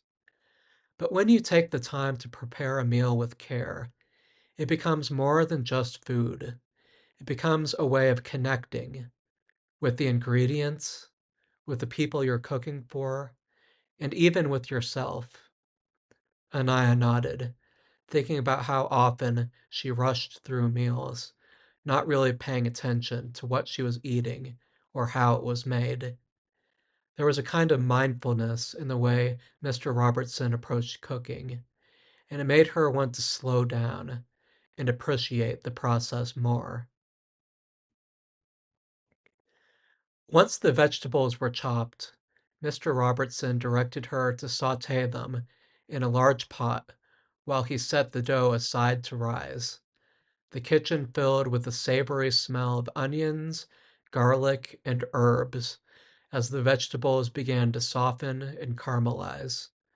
Anneia stirred them gently, feeling a sense of satisfaction as the colors deepened and the flavors melded together. Now we'll add some broth and let it simmer, Mr. Robertson said, handing her a ladle. This part requires patience. We let the stew cook slowly, allowing the flavors to develop and deepen. As the stew began to bubble softly on the stove, Mr. Robertson turned to her, his expression thoughtful. You know, Anneia, cooking is a lot like life. It's about finding balance, about taking time and care in the things you do. Rushing through only leads to mistakes. But when you approach it with patience and attention, you can create something truly wonderful. Anneia smiled, stirring the stew and watching as the ingredients blended into a rich, fragrant mixture. I think I'm starting to understand that. It's like how we've been working in the garden and fixing the fence. When you take the time to do things right, the results are so much better. Exactly, Mr. Robertson agreed, his eyes crinkling with a smile. And it's not just about the end result either. The process itself is valuable. Each step, each small action contributes to the whole. It's in those moments of care and attention that we find meaning.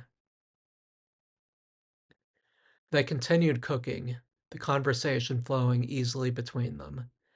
Mr. Robertson shared stories from his past, tales of dinners he and his wife had prepared together, and the memories they had created in this very kitchen.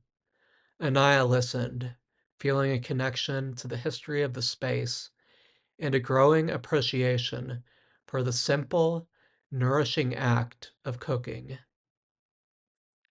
When the bread was finally baked, golden and crusty, and the stew had simmered to perfection, they set the table together, placing the steaming dishes in the center. The meal looked humble but inviting, the kind of food that warmed you from the inside out. They sat down to eat, and as Anneia took her first bite, she marveled at the depth of the flavor, the way the ingredients had come together to create something more than the sum of their parts. This is delicious, she said, smiling at Mr. Robertson. Thank you for teaching me how to make it. Mr. Robertson's eyes shone with quiet pride.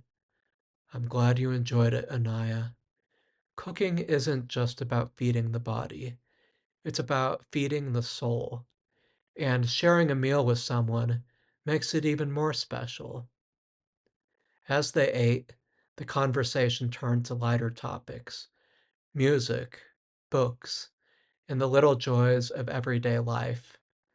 The kitchen, with its worn counters and old appliances, felt like a world unto itself, a place where time slowed down and the simple pleasures could be savored. After they finished eating, they cleared the table together, washing the dishes side by side. The kitchen, once filled with the bustle of cooking, was now calm and serene, the scent of the meal lingering in the air. As Anneia prepared to leave, she felt a deep sense of contentment. The day had been about more than just making a meal. It had been a lesson in mindfulness, in the importance of care and attention, and in the joy of sharing simple moments with others. Thank you again, Mr. Robertson, she said as she headed for the door. I'll definitely be trying this recipe at home. You're always welcome, Anneia, Mr. Robertson replied, his voice warm. Remember, the key to a good meal and a good life is patience, care, and a little bit of love. Anneia smiled as she stepped out into the cool evening air, the words echoing in her mind. She knew that she was learning more than just practical skills, from Mr. Robertson. She was gaining wisdom that would stay with her for a lifetime. And as she walked home, the stars just beginning to peek out in the night sky, she felt grateful for the lessons and the growing bond they were building together.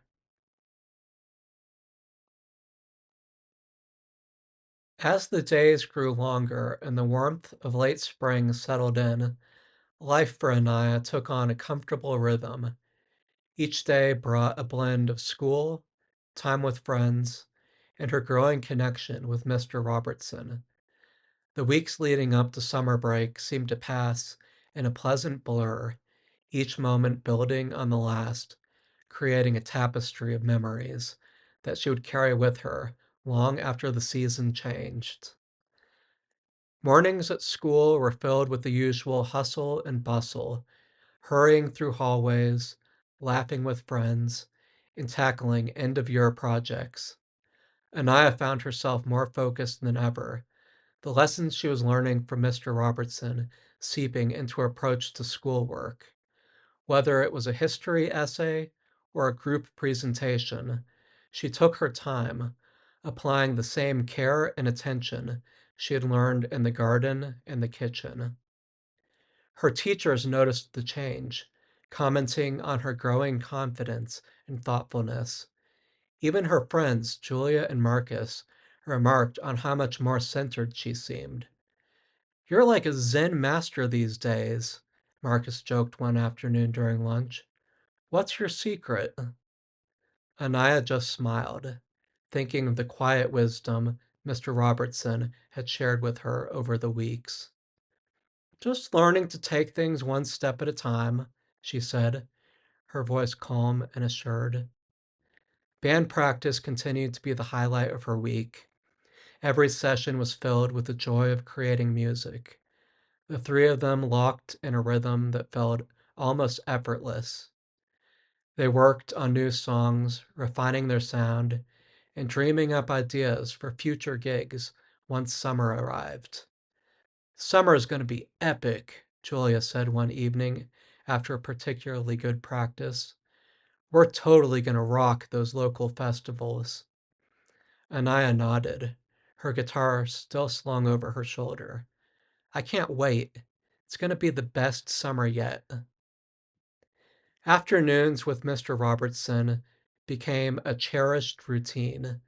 She would arrive at his house after school, sometimes tired, sometimes brimming with energy, but always ready for whatever task he had planned. Each day brought something new, a new story, a new lesson, a new connection. They spent hours in the garden, tending to the plants they had revived together. The roses bloomed brilliantly, their colors vivid against the backdrop of greenery. Mr. Robertson taught her how to prune the bushes just right, how to recognize when the soil needed more water, and how to appreciate the small, quiet moments of growth that often went unnoticed.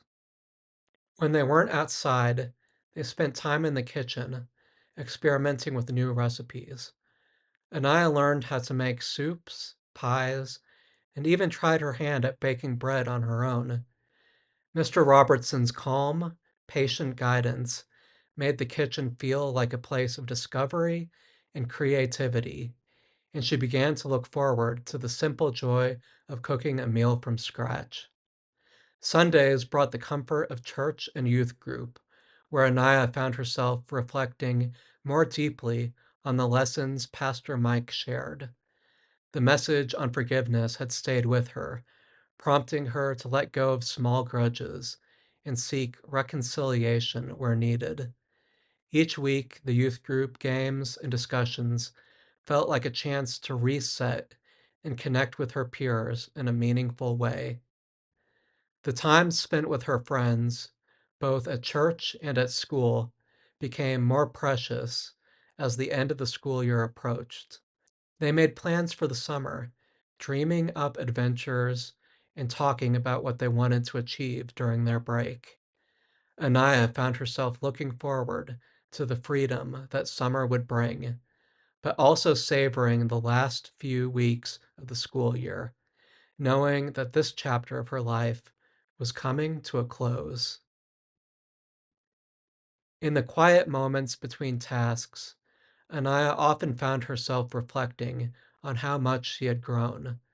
The lessons from Mr. Robertson were beginning to shape her in ways she hadn't anticipated. She felt more grounded, more aware of the world around her, and more attuned to her own thoughts and feelings. One evening, as she walked home from Mr. Robertson's house, the sun setting in a blaze of pink and orange, she realized that the summer ahead wasn't just a break from school, it was an opportunity to continue growing, to explore new possibilities, and to deepen the relationships that mattered most to her. The weeks leading up to summer break were time of quiet transformation, a period of steady growth and preparation for the changes that were yet to come. Anneia felt ready, confident that whatever the summer held, she would face it with the wisdom and strength she had been cultivating all spring. And as the final days of school ticked away, she knew that she was on the brink of something special, something that would carry her forward into the next chapter of her life with purpose and joy. The second week of summer brought with it a sense of freedom and warmth. The days stretched out lazily, filled with the promise of new experiences and the comfort of familiar routines. For Anneia, this meant more time with Mr. Robertson, more opportunities to learn, and more tasks that she had come to realize were about much more than just work. On one particularly bright and sunny Tuesday, Anneia made her way to Mr. Robertson's house, enjoying the warmth of the sun on her skin. The garden they had nurtured together was in full bloom, and she took a moment to admire the vibrant colors before knocking on the front door. "Good morning, Anneia," Mr. Robertson greeted her with a smile as he opened the door. "I hope you're ready for today's task." "Morning, Mr. Robertson," Anneia replied cheerfully. "What do you have in store for me today?" He led her through the house to the living room, where a large picture window dominated one wall. The glass was old and had become cloudy with time, streaked with dust and grime. The light that filtered through was dim, giving the room a muted, almost sleepy feel. "Today," Mr. Robertson said, gesturing toward the window, "we're going to clear the windows. It's been far too long since they've had a proper cleaning, and I think it's time to let a little more light in." Anneia nodded, understanding immediately that this was more than just a simple chore. There was something symbolic in the idea of clearing a window, of allowing the light to shine through more brightly. "Sounds good. Where should we start?" Mr. Robertson handed her a bucket filled with soapy water and a soft cloth. "We'll do this together. It's a simple task, but it requires care. We'll need to be gentle with the glass. It's old, just like me," he added with a wink. They began working side by side, dipping the cloth into the warm, soapy water and carefully wiping down the glass. As she worked, Anaya could feel the layers of dust and grime coming away, revealing the clear, clean surface beneath. The sunlight began to brighten, streaming through more clearly with each pass of the cloth. As they cleaned, Mr. Robertson spoke, his voice thoughtful. "You know, Anaya, windows are a lot like our perspective on life. Over time, they can become clouded by negativity, by the dust of everyday struggles, by things we don't even notice building up. But if we take the time to clear them, to clean away the grime, we can see the world much more clearly. Anneia paused for a moment, considering his words. So it's like when we let things like anger or fear build up inside us, it can block out the good things, the light. Exactly, Mr. Robertson said with a nod. Sometimes we have to take a step back and clear away those things that obscure our view. It's not always easy and it can take time, but the result is worth it. You begin to see things as they truly are, without the distortions. They continued working in silence for a while. The only sounds the gentle swish of the cloth on the glass and the birds chirping outside. As the window became clearer, the room seemed to come alive, bathed in the warm, natural light that now poured in. When they finally finished, the difference was remarkable. The once dim room was now bright and inviting, the sunlight casting a soft glow over the furniture and filling the space with warmth. Anneia stood back, admiring their work. It's amazing how much difference clean windows can make, she said, smiling at Mr. Robertson.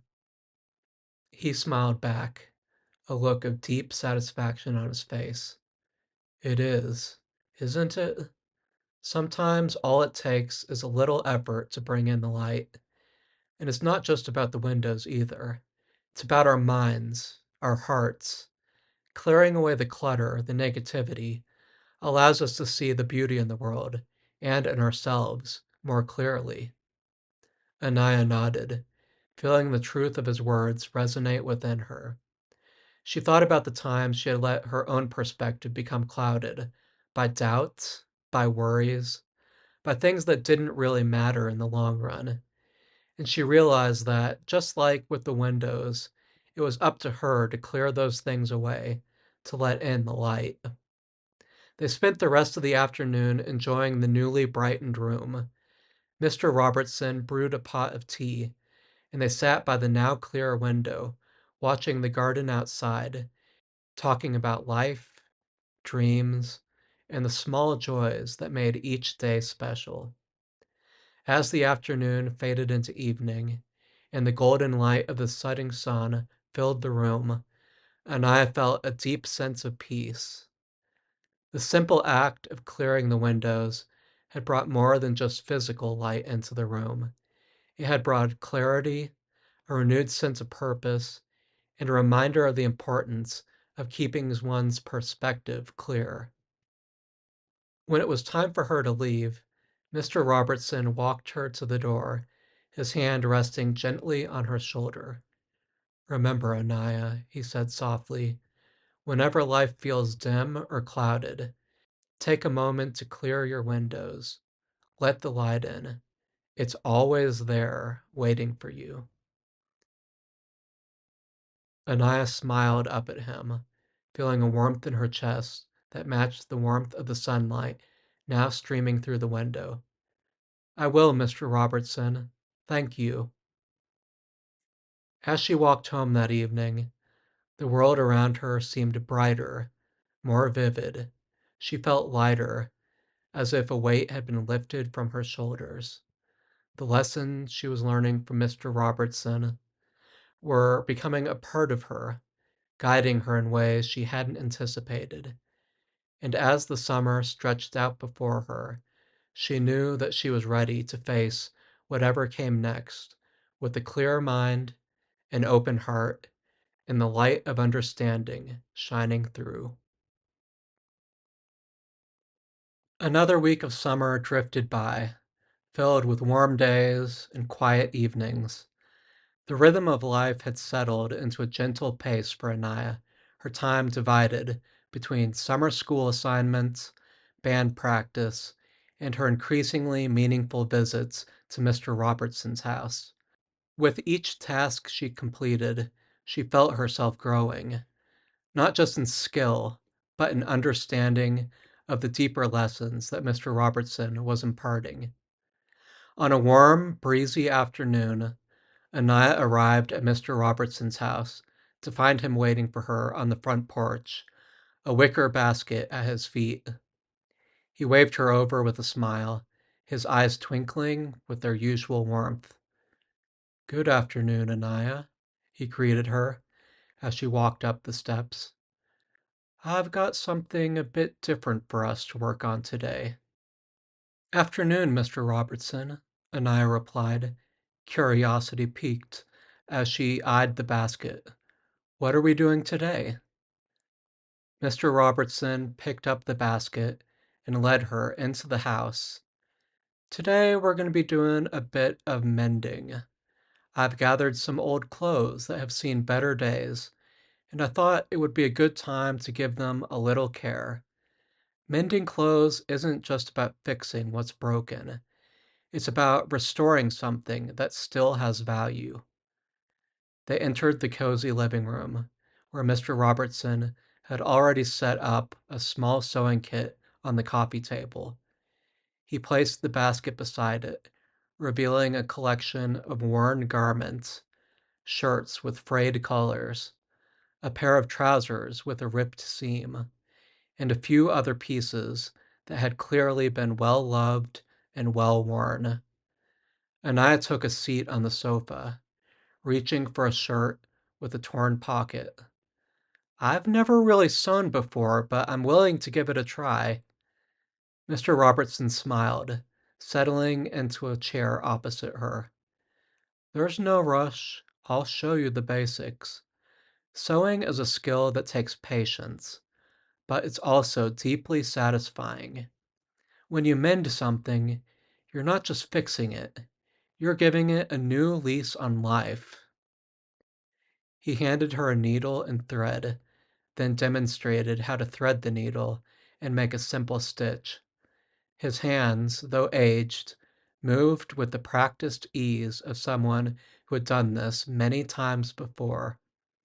Anaya watched closely, then carefully began to stitch the torn pocket. As they worked, the room was filled with a comfortable silence, broken only by the soft sound of thread passing through fabric. The task required focus, and Anaya found herself slipping into a meditative state, her mind clearer as she concentrated on the precise, repetitive motions. After a while, Mr. Robertson spoke, his voice gentle and reflective. "Mending clothes is a lot like mending other things in life, Anaya. Relationships, dreams, even our own self-worth. Sometimes they get torn or frayed. It's easy to think they're beyond repair, but with a little care and effort, they can often be restored." Anaya nodded slowly, his words resonating with her. "So it's about not giving up on things just because they're a little damaged." "Exactly," Mr. Robertson said, his eyes meeting hers with a kind, knowing look. "We live in a world where it's easy to throw things away when they're broken. But there's something beautiful about taking the time to fix what's been damaged. It reminds us of the value in things and in people that might otherwise be overlooked." Anaya continued stitching, thinking about the relationships in her own life, about the times she had felt hurt or disappointed. There had been moments when she had wanted to walk away, to give up on something or someone because it seemed easier than trying to mend what was broken. But now, as she carefully repaired the tear in the shirt, she began to understand the importance of patience, of not giving up too quickly. "Mending takes time, doesn't it?" she mused aloud, tying off the thread and examining her work. Mr. Robertson nodded, a soft smile on his face. "It does. And sometimes it doesn't come out perfectly. There may still be a scar, a reminder of the break. But that's okay. Those scars are part of the story, part of what makes something unique and valuable." Anaya looked at the shirt with her hands, noticing how the stitches she had made were slightly uneven, but strong. It wasn't perfect, but it was whole again, ready to be worn and loved once more. The satisfaction she felt went beyond the simple act of sewing. It was the knowledge that she had taken something broken and made it whole again. They continued working on other garments, the afternoons slipping away as they talked about life, about the things that had been mended in their own lives, and the things that still needed care. Mr. Robertson shared stories from his past, times when he had struggled to repair relationships or dreams, and how, with patience and persistence, he had found ways to move forward. As the sun began to set, casting a golden light across the room, they finished the last of the mending. The clothes, now neatly folded in the basket, looked renewed, ready to be worn and appreciated once more. Mr. Robertson leaned back in his chair, a look of contentment on his face. You did well today, Anneia. Mending is a skill that goes beyond the practical. It teaches us about resilience, about not giving up on things that matter. Anneia smiled, feeling a deep sense of accomplishment. Thank you, Mr. Robertson. I think I've learned more than just how to sew today. He chuckled softly, his eyes warm with pride. That's the idea. Life will always have its terrors and frays, but if you approach them with care, you'll find that most things can be mended, and what you mend, you'll value even more. As she gathered her things to leave, Anneia felt a quiet strength within her. The lessons she was learning from Mr. Robertson were becoming woven into the fabric of her own life, helping her to see the world and her place in it with new eyes. When she stepped outside, the evening air was cool and refreshing, the first stars beginning to twinkle in the sky. She walked home with a light heart, knowing that, like the clothes she had mended that day, she too was learning how to repair the small tears and frays in her own life. And with each stitch, she was becoming more resilient, more capable of facing whatever challenges lay ahead. Another week of summer passed, bringing with it a mix of warm, lazy days and the growing anticipation of what the season would bring.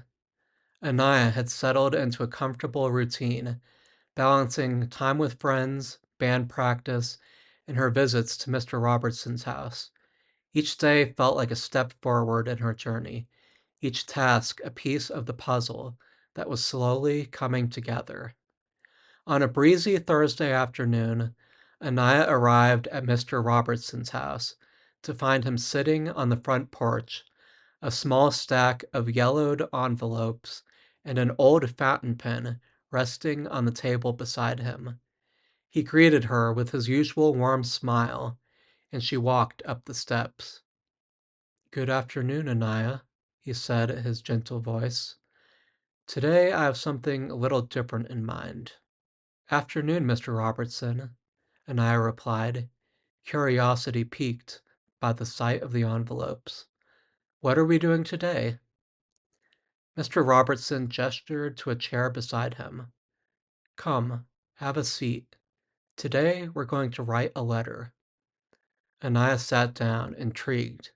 A letter? To whom? Mr. Robertson's expression softened, his eyes reflecting a mix of nostalgia and determination. To someone from my past, someone I haven't spoken to in a long time, but who has been on my mind lately. There are things I need to say, things that have been left unsaid for too many years. Anneia nodded slowly, understanding that this was a significant task. I'd be honored to help. Mr. Robertson smiled, a hint of gratitude in his eyes. Thank you, Anneia. Writing a letter can be a powerful thing. It's not just about putting words on paper. It's about reaching out, making a connection, and sometimes finding closure. He handed her one of the blank sheets of paper and the fountain pen. "I'd like you to help me write it. You see, the person I'm writing to was once a very dear friend, but we lost touch after a misunderstanding. I've always regretted not reaching out sooner, but now, with time passing by, I feel it's important to finally say what's been in my heart." Anneia took the pen, feeling the weight of the task before her. She looked at Mr. Robertson, waiting for him to begin. He took a deep breath and began to speak, his voice steady but filled with emotion. "Dear Thomas," he started, pausing for a moment, as if to gather his thoughts. "It has been many years since we last spoke, and in that time much has changed. But there are things that have remained the same, memories of our friendship, the times we shared, and the ways our paths diverged so suddenly." As he spoke, Anaya carefully wrote down his words, the pen gliding smoothly across the paper. The letter unfolded slowly, each sentence revealing a piece of Mr. Robertson's past, a friendship that had once been strong, a disagreement that had caused a rift, and the years of silence that followed. "There were things left unsaid," Mr. Robertson continued, his voice growing softer. "Things I wish I'd told you back then, but that I hope you can understand now. Life has a way of pulling us in different directions, and I've come to realize that holding on to regret only deepens the divide. I want you to know that I've always valued our friendship, and I deeply regret the way things ended." Anaya's hand moved steadily, her focus entirely on capturing the essence of Mr. Robertson's words. She could feel the emotion behind them, the mix of sorrow and hope, and she wanted to do justice to what he was trying to convey. Mr. Robertson paused again, his gaze distant as if he were seeing the years gone by. "I'm writing to you now not to dwell on the past, but to express my sincere hope that we can find it in our hearts to forgive each other. Life is too short to let old wounds fester, and I believe that reconciliation, even after all this time, is possible." He looked at Anaya, his eyes filled with quiet determination. "Please know that I hold no ill will, only the wish that we could have mended things sooner. But if you're willing, I would very much like to reconnect, to share a conversation, and perhaps to find closure and peace." Anaya finished writing the last sentence, her heart heavy with the weight of the words. She looked up at Mr. Robertson, waiting for his final thoughts. He smiled gently, a sense of calm settling over him. "Let's close it with, 'Yours sincerely, John Robertson.'" Anaya carefully wrote the closing, then set the pen down, her hand slightly trembling from the intensity of the moment. She folded the letter neatly and slipped it into one of the envelopes, sealing it with care. "Thank you, Anaya," Mr. Robertson said softly, his voice filled with gratitude. "I couldn't have done this without you." Anaya smiled, feeling a deep connection to the task they had just completed. "It was an honor, Mr. Robertson. I hope that Thomas receives the letter and that it brings the peace you're looking for." Mr. Robertson nodded, a look of quiet determination on his face. "I believe it will. Sometimes the hardest part is taking the first step, reaching out, admitting that there are things that need to be said. But once that step is taken, it opens the door to healing, to reconciliation." They sat in silence for a few moments, the letter resting on the table between them. The breeze rustled the leaves outside, the sounds of summer filtering through the open window. There was a sense of closure in the air, as if something long dormant had finally been addressed. Mr. Robertson stood up, carefully placing the letter in a small box where he kept his outgoing mail. "I'll send it off tomorrow, and then we'll see what happens." Anneia stood up as well, feeling a mix of emotions: hope for Mr. Robertson, and a deep respect for the courage it took him to write the letter. "I'm sure it will mean a lot to him." As they walked to the door, Mr. Robertson turned to her, his expression thoughtful. "Anneia, never underestimate the power of words, whether spoken or written. They have the ability to heal, to connect, and to change lives. I hope you'll remember that, especially when it comes to the people you care about." "I will, Mr. Robertson," Anneia replied, her voice firm with conviction. "Thank you for teaching me that." He smiled warmly. "You've done well today, Anneia. Now go and enjoy the rest of your evening. You've earned it." As she walked home, the sun setting behind her, Anneia felt a profound sense of fulfillment. The task of writing the letter had been more than just putting pen to paper. It had been a lesson in forgiveness, in courage, and in the importance of reaching out to others, even when it was difficult.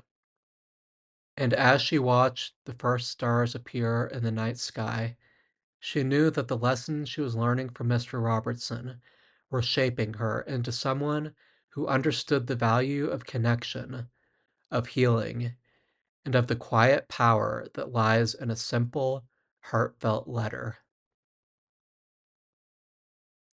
It was a warm summer afternoon when Anneia made her way to Mr. Robertson's house again. The sun hung high in the sky, casting a golden glow over the quiet neighborhood. The walk, which had become so familiar to her, was usually filled with anticipation, eager to see what new lesson Mr. Robertson had planned for the day. But today there was a strange stillness in the air, something that made her steps slow as she approached the house. When she reached the front door, she noticed that it was closed tightly, the curtains drawn. That was unusual. Mr. Robertson usually had the door slightly ajar, or at least a window open, to let in the summer breeze.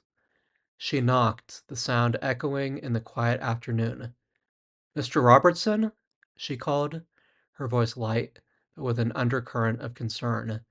She waited, but there was no answer. She knocked again, louder this time, her heart starting to beat a little faster. "Mr. Robertson, it's me, Anneia." Still no response. Anneia stood on the porch, her worry growing with each passing second. She knocked one last time, harder, and pressed her ear to the door, hoping to hear the familiar sound of his footsteps shuffling across the floor. Nothing. Her pulse quickened. Something wasn't right. She remembered the hide-a-key under the potted plant by the door, a key Mr. Robertson had shown her early on, just in case. She hesitated only for a moment before reaching for the key. Her hands trembled as she unlocked the door and stepped inside.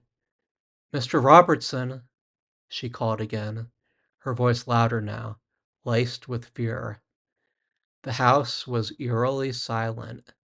The kitchen, where they had spent so many hours together, was empty. The living room, with its now bright windows, was still. A deep sense of unease settled over her as she made her way down the hallway to Mr. Robertson's bedroom. The door was slightly ajar, and she pushed it open slowly. The room was dim, the curtains drawn, but she could make out the outline of Mr. Robertson lying in bed. At first, relief washed over her. He was just sleeping, she told herself. But then she noticed the unnatural stillness of his form, the way his chest did not rise and fall with the rhythm of breath. Mr. Robertson? She whispered, stepping closer, her heart pounding in her chest. She reached out, gently shaking his shoulder, but there was no response. His skin was cool to the touch, and her breath caught in her throat. She shook him again, more urgently this time, her voice breaking. Mr. Robertson, please wake up.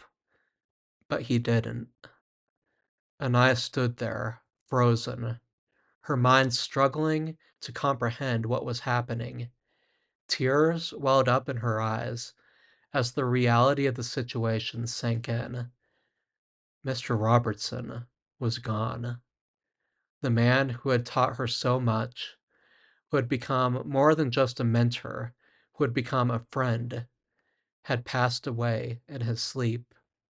She sat down on the edge of the bed, her hands trembling as she reached for his hand. It felt so still, so final. The tears spilled over, and she let out a soft sob, her heart breaking for the loss of someone who had meant so much to her. She didn't know how long she sat there, holding his hand, the weight of grief pressing down on her. Eventually, she knew she had to call someone to let them know. But for a few moments more, she just wanted to stay there, to say goodbye in her own way. The days that followed were a blur of grief and arrangements. Mr. Robertson had no close family, but there were neighbors and old friends who came to pay their respects. Anneia found herself surrounded by people, yet feeling more alone than ever. One afternoon, a few days after the funeral, Anneia was at home when her mother came into her room, a strange look on her face. Anneia, she said softly, sitting down beside her, there's something you need to see. Her mother handed her a sealed envelope with her name on it, the handwriting immediately recognizable as Mr. Robertson's. With trembling hands, Anneia opened it and pulled out a letter. The letter was brief, but its words were filled with the same warmth and wisdom she had come to know from Mr. Robertson. My dear Anneia, if you're reading this, it means that my time has come. I want you to know how much your visits meant to me, how much joy and hope you brought into my life. You reminded me of the beauty in the small things, and for that I'm eternally grateful. I've lived a long and fulfilling life, and I'm ready to move on to whatever comes next. But before I go, there's one more thing I want to give you. In my will, I've left a little something for you, a gift to help you follow your dreams. You've spoken to me often about your passion for animation, about your dream of bringing stories to life. I believe in you, Anneia, and I want to help you make that dream a reality. The money I've left you should be enough to attend the very best animation school. I want you to use it to learn, to grow, and to create. Your talent is a gift, and I know you will do great things with it. Thank you for sharing your light with me. Now it's time for you to shine. With all my love and best wishes, John Robertson. Tears streamed down Anaia's face as she read the letter, her heart swelling with a mix of grief and gratitude. She could hardly believe it. Mr. Robertson had left her a gift that would allow her to pursue her dreams, a gift that showed how deeply he had believed in her. In the following days, as the will was read and the details were sorted out, it was confirmed. Mr. Robertson had indeed left Anneia a substantial amount of money, more than enough to cover her tuition and expenses at the top animation school she had been dreaming of. The realization was overwhelming. It wasn't just the money, it was the faith he had placed in her, the encouragement, the belief that she could achieve her dreams. In the quiet moments, when she thought back to all the lessons he had taught her, she understood that this final gift was the culmination of everything he had been preparing her for. He had taught her patience, care, resilience, and the importance of seeing things clearly. He had shown her the value of mending what was broken, of reaching out to others, and of never giving up on her dreams. And now, even in his absence, he had given her the means to follow those dreams. Anneia knew that the path ahead wouldn't be easy, but with Mr. Robertson's legacy behind her, she felt ready to take it on. She would honor his memory by pursuing her passion with the same dedication and heart that he had shown her. Aneia's senior year flew by in a whirlwind of classes, friendships, and the bittersweet knowledge that her time in high school was coming to an end. The routine she had built over the years continued to be her anchor, but now it was infused with a sense of purpose and direction that had taken root during her time with Mr. Robertson. The hallways of her school, once a backdrop to the daily grind, now felt like a place of transition. Anneia threw herself into her studies, determined to finish strong. She excelled in her classes, her focus sharper than ever, fueled by the memory of Mr. Robertson's belief in her. Teachers noticed her drive, often commenting on how she had matured and grown into a confident, capable young woman. Julia and Marcus remained her closest friends, their bond strengthened by the years they had spent together. Band practice continued to be a source of joy and creativity, a space where they could unwind and express themselves. They wrote new songs, played at local venues, and even recorded a small demo, something they had dreamed about since they first started playing together. "Can you believe this is our last year?" Julia remarked one evening as they packed up their instruments after a particularly good session. "It's crazy," Marcus added, twirling his drumsticks in his hand. "But it's also exciting. We've come a long way." Anneia nodded, a wistful smile on her face. "Yeah, we really have. I'm going to miss this. Miss you guys. But I know we'll all go on to do amazing things." They shared a moment of quiet understanding, the reality of their impending graduation settling in. But there was no sadness, only the knowledge that the end of one chapter was the beginning of another. Sundays at youth group continued to be a time of reflection and connection. Pastor Mike's messages seemed to resonate with Anneia more deeply now, often touching on themes of growth, transition, and faith. She found comfort in the community, in the familiar faces, and the shared moments of prayer and discussion.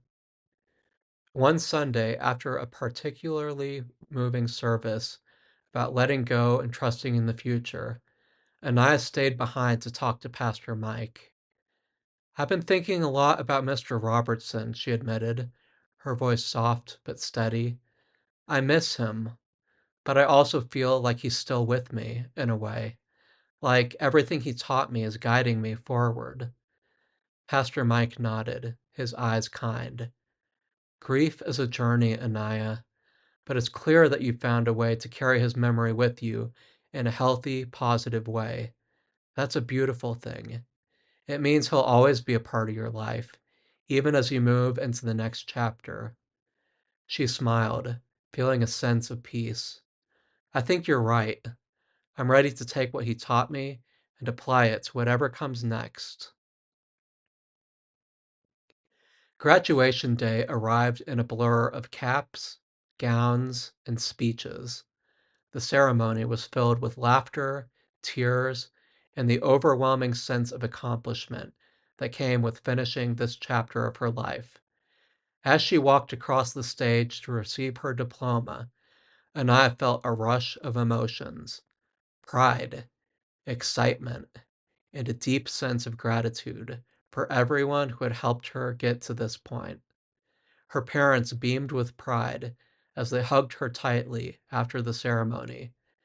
Julia and Marcus were by her side, all of them sharing in the joy of the moment. "We did it!"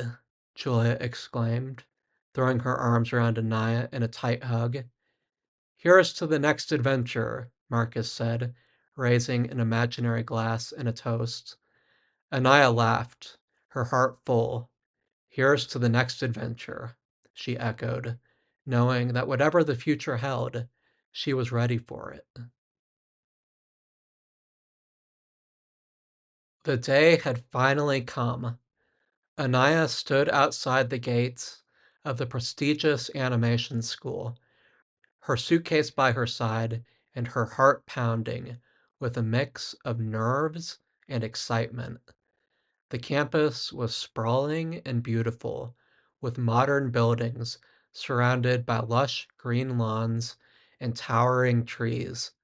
Students bustled around, some already deep in conversation, others soaking in the atmosphere just as she was.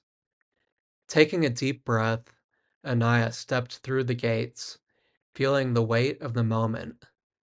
This was it, the dream she had nurtured for so long, the dream that Mr. Robertson had believed in, was finally beginning. She walked through the campus, taking in the sights, her mind buzzing with possibilities. Her dorm room was small but cozy, with a large window that overlooked the campus. As she unpacked, she found herself thinking of Mr. Robertson, of the letter he had left her, and the gift that made all this possible. She pulled out a small framed photo of the two of them, taken on a day they had spent working in the garden.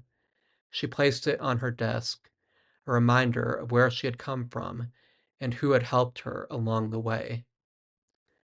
Orientation was a whirlwind of introductions, tours, and presentations.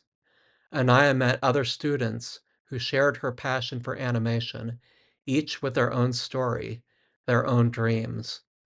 There was an energy on campus, a sense of creativity and potential that was almost palpable. In her first class, the instructor, a seasoned animator with a portfolio full of impressive work, talked about the power of storytelling through animation. "Animation is about more than just making pictures move," the instructor said, his voice full of passion. "It's about bringing stories to life, about conveying emotions, ideas, and messages that resonate with people on a deep level. It's an art form, and it's up to you to find your unique voice within it." Anaya sat in the lecture hall, her heart racing with excitement. This was what she had always dreamed of: learning, creating, and finding her place in the world of animation.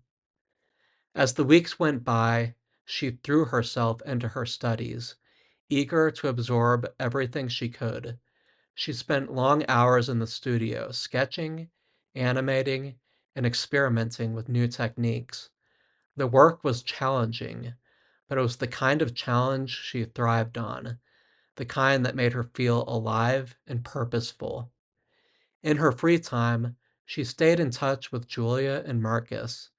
They were each pursuing their own paths, but their friendship remained strong, a comforting constant amidst all the change.